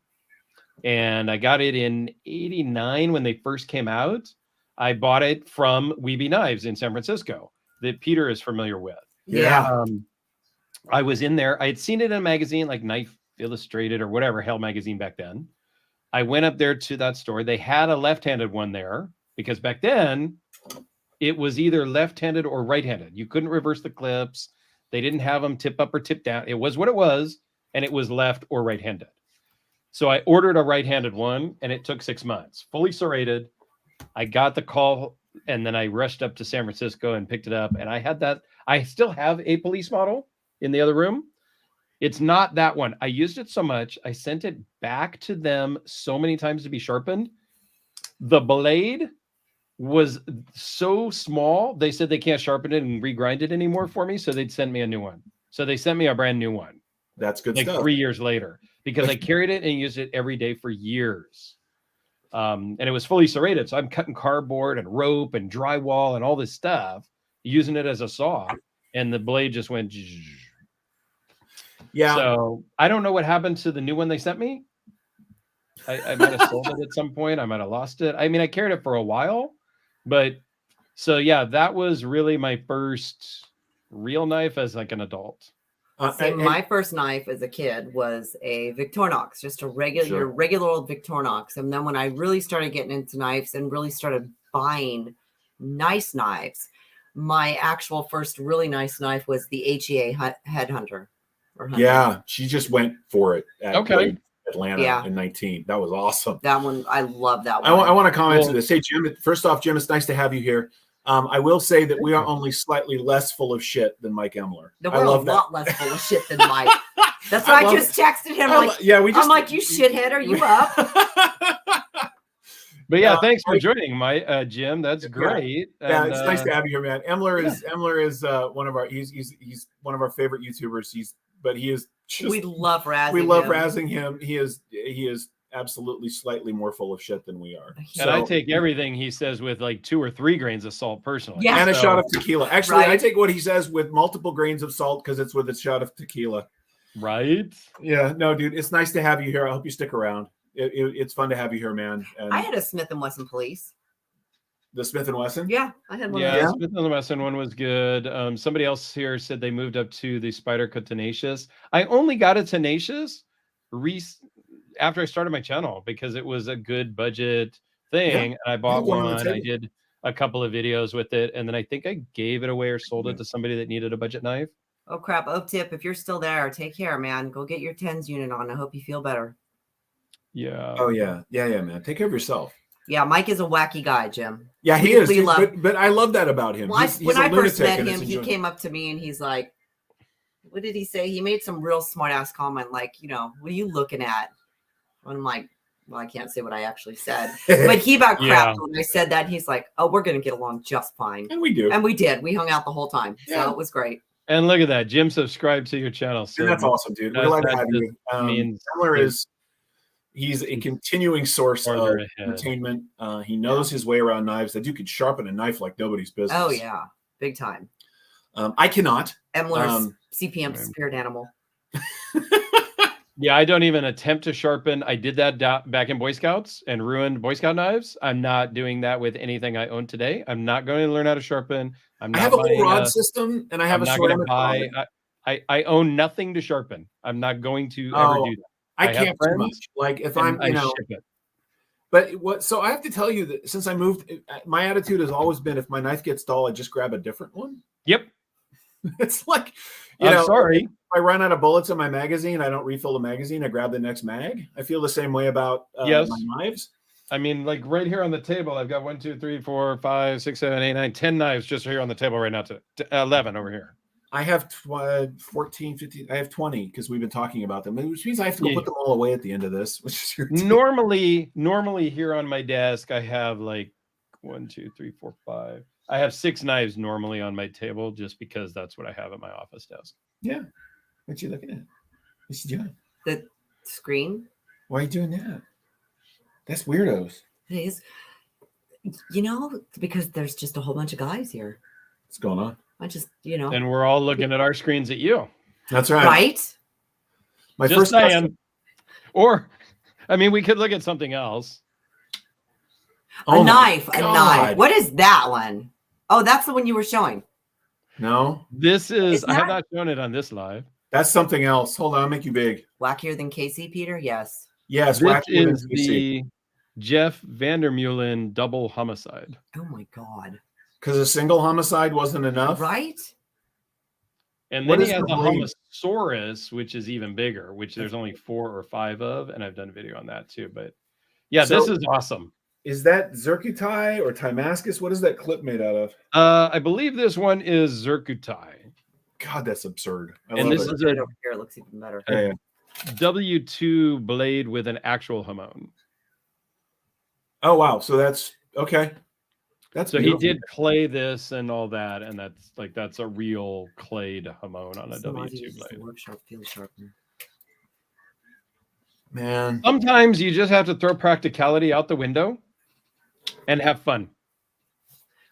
I mean, I can't disagree. It's not the same level of weird, but I can't disagree because this is stupid, and I love it. Yep, pick it up.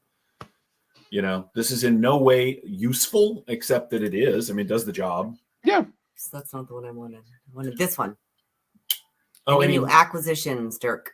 No, I think the last knife that I actually acquired was the double homicide.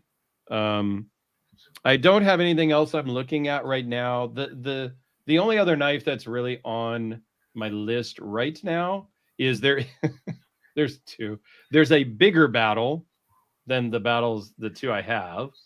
So there is a third up here that a friend of mine has down in SoCal. And as soon as he's bored of it, he's going to sell it to me. And then the other one, I'm talking with Ed Kim over at Red Horse Knife Works. They are discontinuing the custom Hellraiser line. And because I have the first custom Hellraiser, he's going to make me the last custom Hellraiser. Wow. And we are talking about options and materials and things like that. We're not going to do that until next year. He's finishing up a custom right now for somebody, and then we'll get to work on mine. You need a Roger. I don't know what that is. Let's go look that one up. It's a what? And Mike is throwing out Papa Bear knives. Yes, I did a bunch of videos. I don't think they're all even aired yet. I have several videos that are scheduled to go over the next week or so. I mean, because Mike that's the Rogovets Custom D1 is right up your alley. Because Mike was gracious enough to send me 6 Papa Bear knives before they made their way down to him in Australia. So I was able to film all of those, and those are... now, Todd, you're going to love it, man. This is, I'm telling you, Papa Bear, Alan Arment has got... Yeah. He's just got an eye for handle design and for overall comfort. They're just sort of, I mean, they're working knives. Even the fancy ones are built along working knife lines. Yeah. Mm-hmm. But I mean, dude, I've got about 20 or 25 fixed blades, less than that now. I probably have 20, and I'm never getting rid of this one. Like, I've had others of his that were really too fancy for me, but this is a straight working tool that just stays with me because it's fantastic. You're gonna love it. So now, I'm looking at that Roggevelt, that white horse one. Yeah. It's got like that upswept Persian style stuff. Yeah, right. That's not my thing. That's okay. But that's but I appreciate it. Did you see that? Hold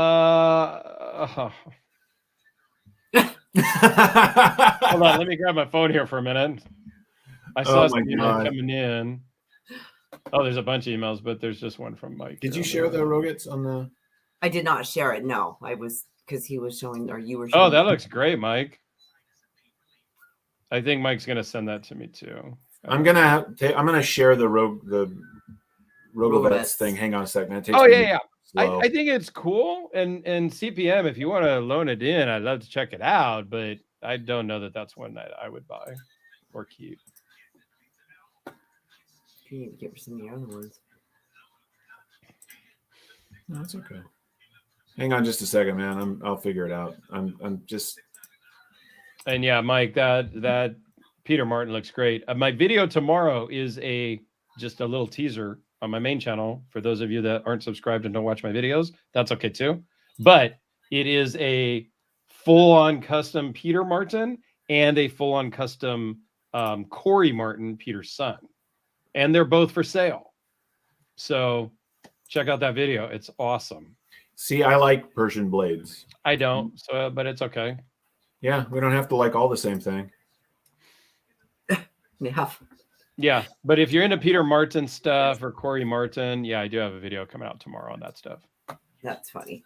That's awesome, dude. Todd's really looking forward to getting that knife. Yeah, dude, you're gonna love it. He was really cool. I reached out actually, Todd, because I'd forgotten you were in Canada. Yeah, it looks cool. And I was like, I'm happy to pay for part of the shipping. And Alan was like, nope, this is on me. Don't sweat it.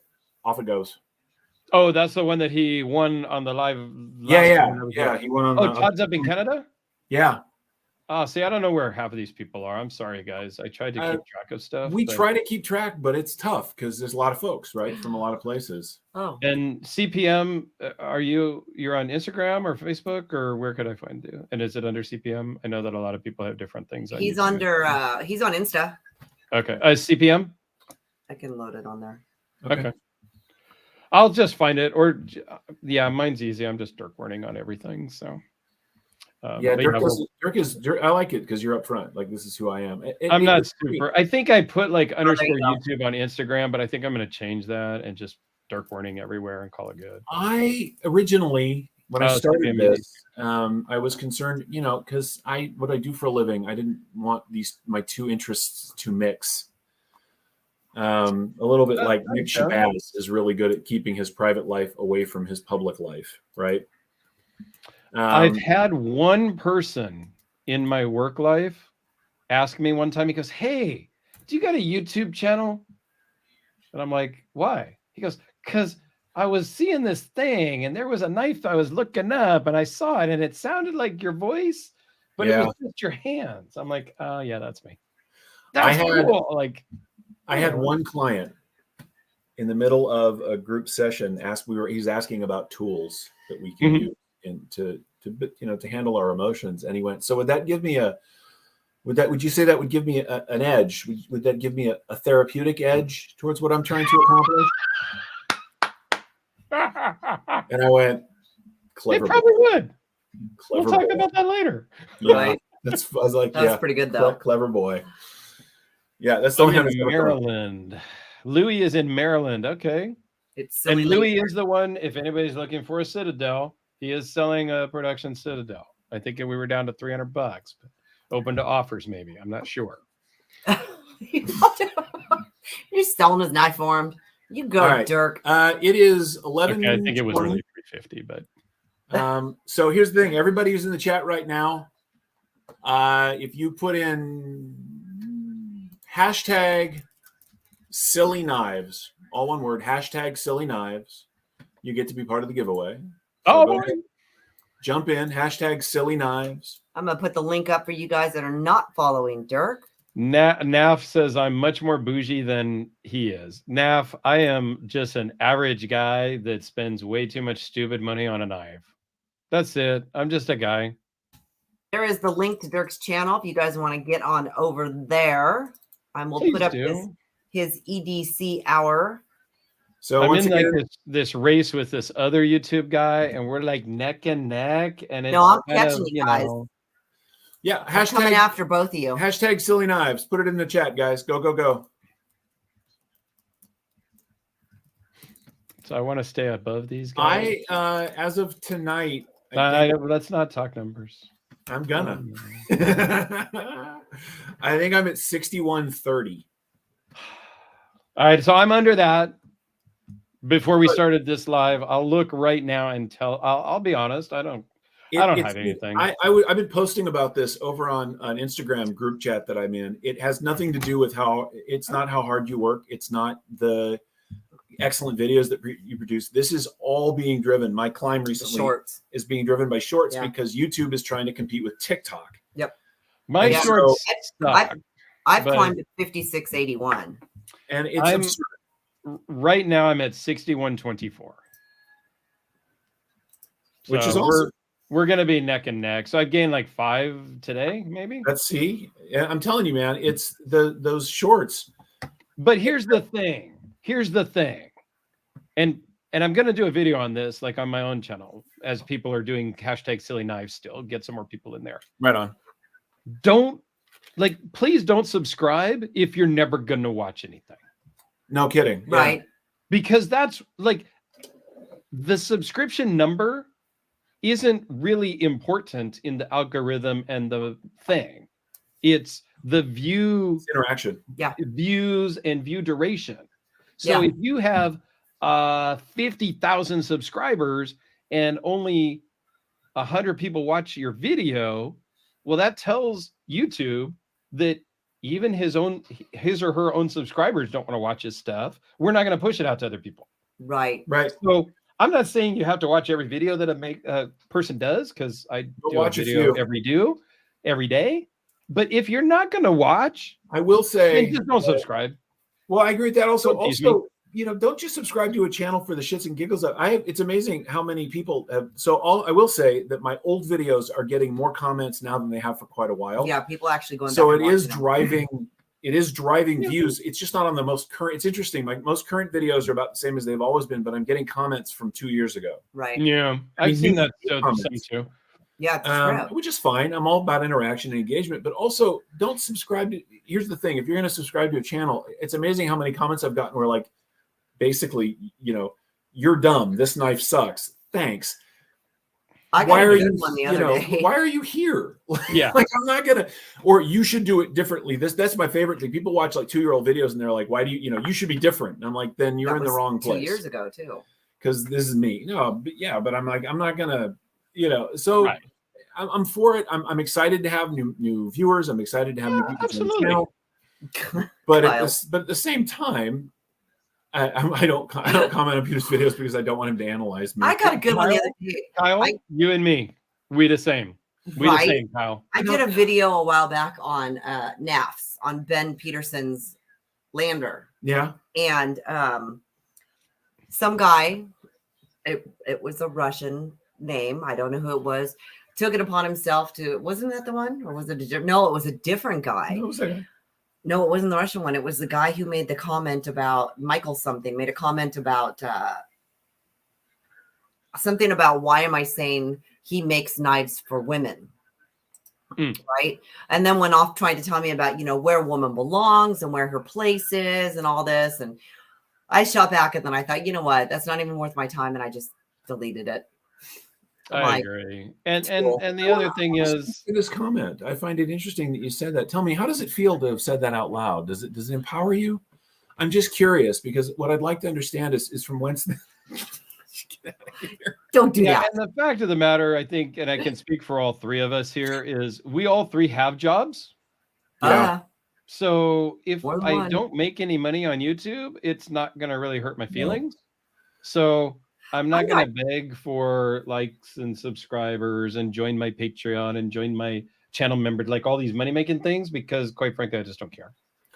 I care, but I don't care. What always amazes me is when people, we hear this a lot. What's up, Gonorrhea? Hey, Gonorrhea and Beefer. Hey, Beefer. Long time. You're on now, man. It helps me understand you better. It does. And it helps me understand from whence you came. So, Kyle, how does that make you feel? Right, yeah. Okay, so what amazes me is how many people think that because we do this and we've got subscribers and we've got these... There are people that believe that there is this like hidden Chinese knife money and YouTube money that is fueling all of this. Yeah. Go fuck yourself. My channel in 3 years has made about $1,000. If that. And it's, people always think, oh, you've got so much money. You've got this. People don't realize how much it costs to run a channel. And it's not the price. I mean, it doesn't cost you anything to make a YouTube channel. It's the content. These knives don't just come in from poof, here they are. We have to buy them, and then there is one knife on the table that was given to me by the maker for a review. And it is the little out of the 20 sitting out of the 20 sitting is the little inexpensive button lock from Artisan. Everything else on the table I paid for. Yeah. Yeah, so I do a little different. A lot of people loan me knives. Sure. Yeah. I mean, we get loaners. We do get loaners. Those have to go back. Yeah. But last year, I spent $3,600 in shipping just to ship my knives. Yeah, right. Back to people. So Corbin, these are elf bars. Well, no, this one's a chaos. That's a chaos. These are elf bars, and this one is energy. By the way, California just passed the flavored tobacco ban was held up in our most recent election. So come January, we won't be getting these either. So just if you smoke flavored anything, and that includes menthol cigarettes, you're out of luck. Yeah, Dave knows the pricing. So for people that want to know, and I'm again open about it, I spent $3,600-ish on shipping last year. Easily.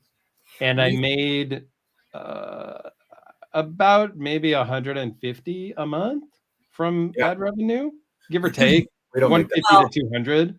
Combined, we don't even make that much. And we've got 2 channels to run, so we're constantly doing, trying to get in between both of us. We're trying to get knives in all the time. Yeah, it's tough. So buying them, whatever.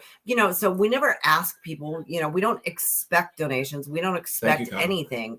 It's just awesome. When people do donate, whatever we do. I mean, I have affiliate links. If you guys can, use those affiliate links. It helps out the channel. It does help us purchase content. And then whatever we get, whatever I get from any of those links goes right back into the channel for knives to review and giveaways. You're seeing a lot of these giveaways, people that I'm ambassadors for, or that Peter may be ambassadors for. When they give us knives to review, we give them away. So that's where you see like a lot of the giveaway knives coming from, or people that watch the channel. They might send in something and they'll say, a box give it away. Knives, stuff. That's where that's where this one came from. Between running both channels and doing all the giveaways, we probably spend close to $5,000 a year minimum on shipping between both channels. Stuff. Yeah. So by the time you do shipping, by the time you buy a light, by the time you buy a little mat for a background, I mean, it's all the little stuff that does add up. You upgrade your phone, you buy a microphone, you do like it all adds up and you buy it over time. It's not like I went out and spent $5,000 for everything I got, but it's a cost center. It's not a revenue generator. And I'm okay with that. Because it's a hobby. Because I have a job and it's a hobby. I like my job and my job pays all my bills and I get to work from home and it's great. So I don't really home. Hey. And that was before COVID. So it's not like a COVID thing. I've been working from home since 2018. So no, see, I got 2 days. Real quick, guys, I'm gonna pull a giveaway. Yeah, do your giveaway thing because we're gonna start dropping people. So I've decided we got this from Geared Towards Gear Dad. Yeah. A long time ago. Geared Towards Gear was one of the first channels that ever we interacted with. He was super kind. He got us started. One of the first channels that helped us out. Was super friendly. His dad sent me a box of sent her a box of giveaway knives, and we still have some of it. And this is one of them. This is a CRKT. It's assisted. It's called the Hyperspeed. And I just think this is a cool. It's got a nice deep carry clip. It's got good action, right? Even as assisted, you can still one hand it really easily. It's rubberized texture, but it's not like the Freak. This slides in and out of the pocket really well. Yeah, it's a softer. There's no box, but it's got a nice hollow ground. I think it's an 8CR blade, right? Which is perfectly useful. It's nice. Okay. This is great.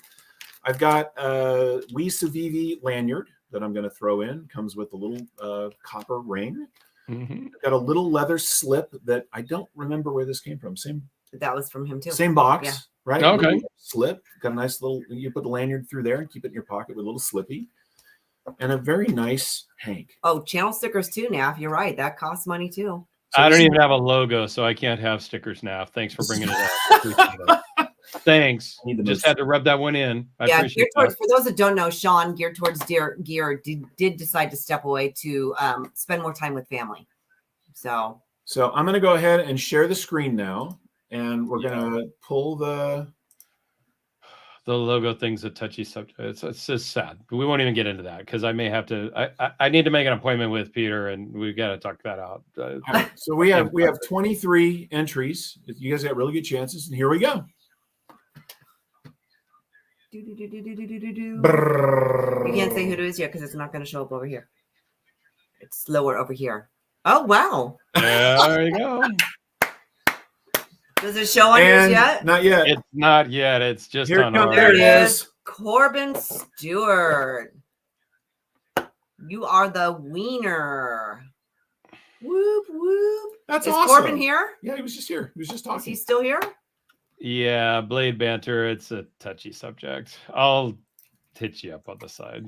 I've had 6 people offer to do logos, and then they ghost me after we talk about it, and it's just I've given up. So, and they've all been YouTube people, and they've all been like people, and it's like really okay, but I'm sorry, man. So we won't go there. We're just moving on from that. Congrats to Corbin, and he's still here, so that's even better. Yeah, that's awesome. You get the. I mean, it's just a cool knife, man. It's nothing fancy, but you get the nice leather slip, and it's really nice thick leather. You get the hank, and of course a swag pack, which I don't bother to pull anymore because it's what it is. It's our channels. It's stickers from everybody we've got. Do we have a PVK floating around? Oh, we do still have. So PVK is closed. Yeah, so we'll throw in a PVK sticker, which is no longer around. So that's cool. She's going to put up my email address here. Email me, please. Yep. Email Peter at a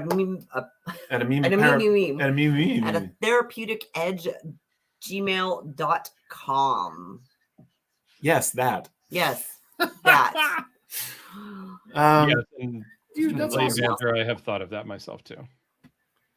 So that's rad. We'll get you. We'll find you. There you go. Some stickers. We've been on for 2 hours. I'm shocked. It didn't seem like that. And I think I rambled way too much talking about stuff. So I apologize for Hey, man, it was your monster. It was the Phil Harvey.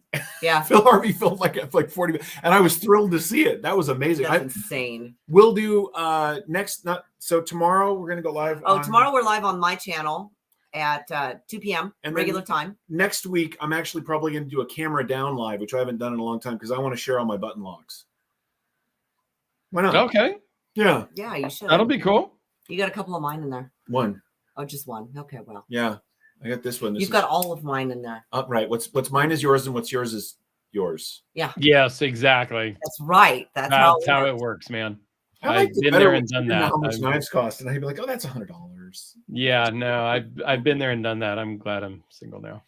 I have a girlfriend, so I'm kind of single, but not really. Yeah, you're not really single. So I don't. But we got you. Yeah, that's awesome, Dirk. Thank you so much, man. No, thank you guys. I appreciate it. Hang out for a minute, you know, because we close out. Yeah. So, folks. Yeah, you guys, thank you for those who donated. We really appreciate it. Yes. Thank you guys for joining us tonight. Hope to see you thanks, tomorrow at 2 p.m. Dirk, as always, it's awesome to have you then. Yeah, I appreciate it. It was good. Good night. Yeah. All right, you guys, we'll see you tomorrow at 2 p.m. over on my channel, hopefully. Thanks for all. joining us. Bye.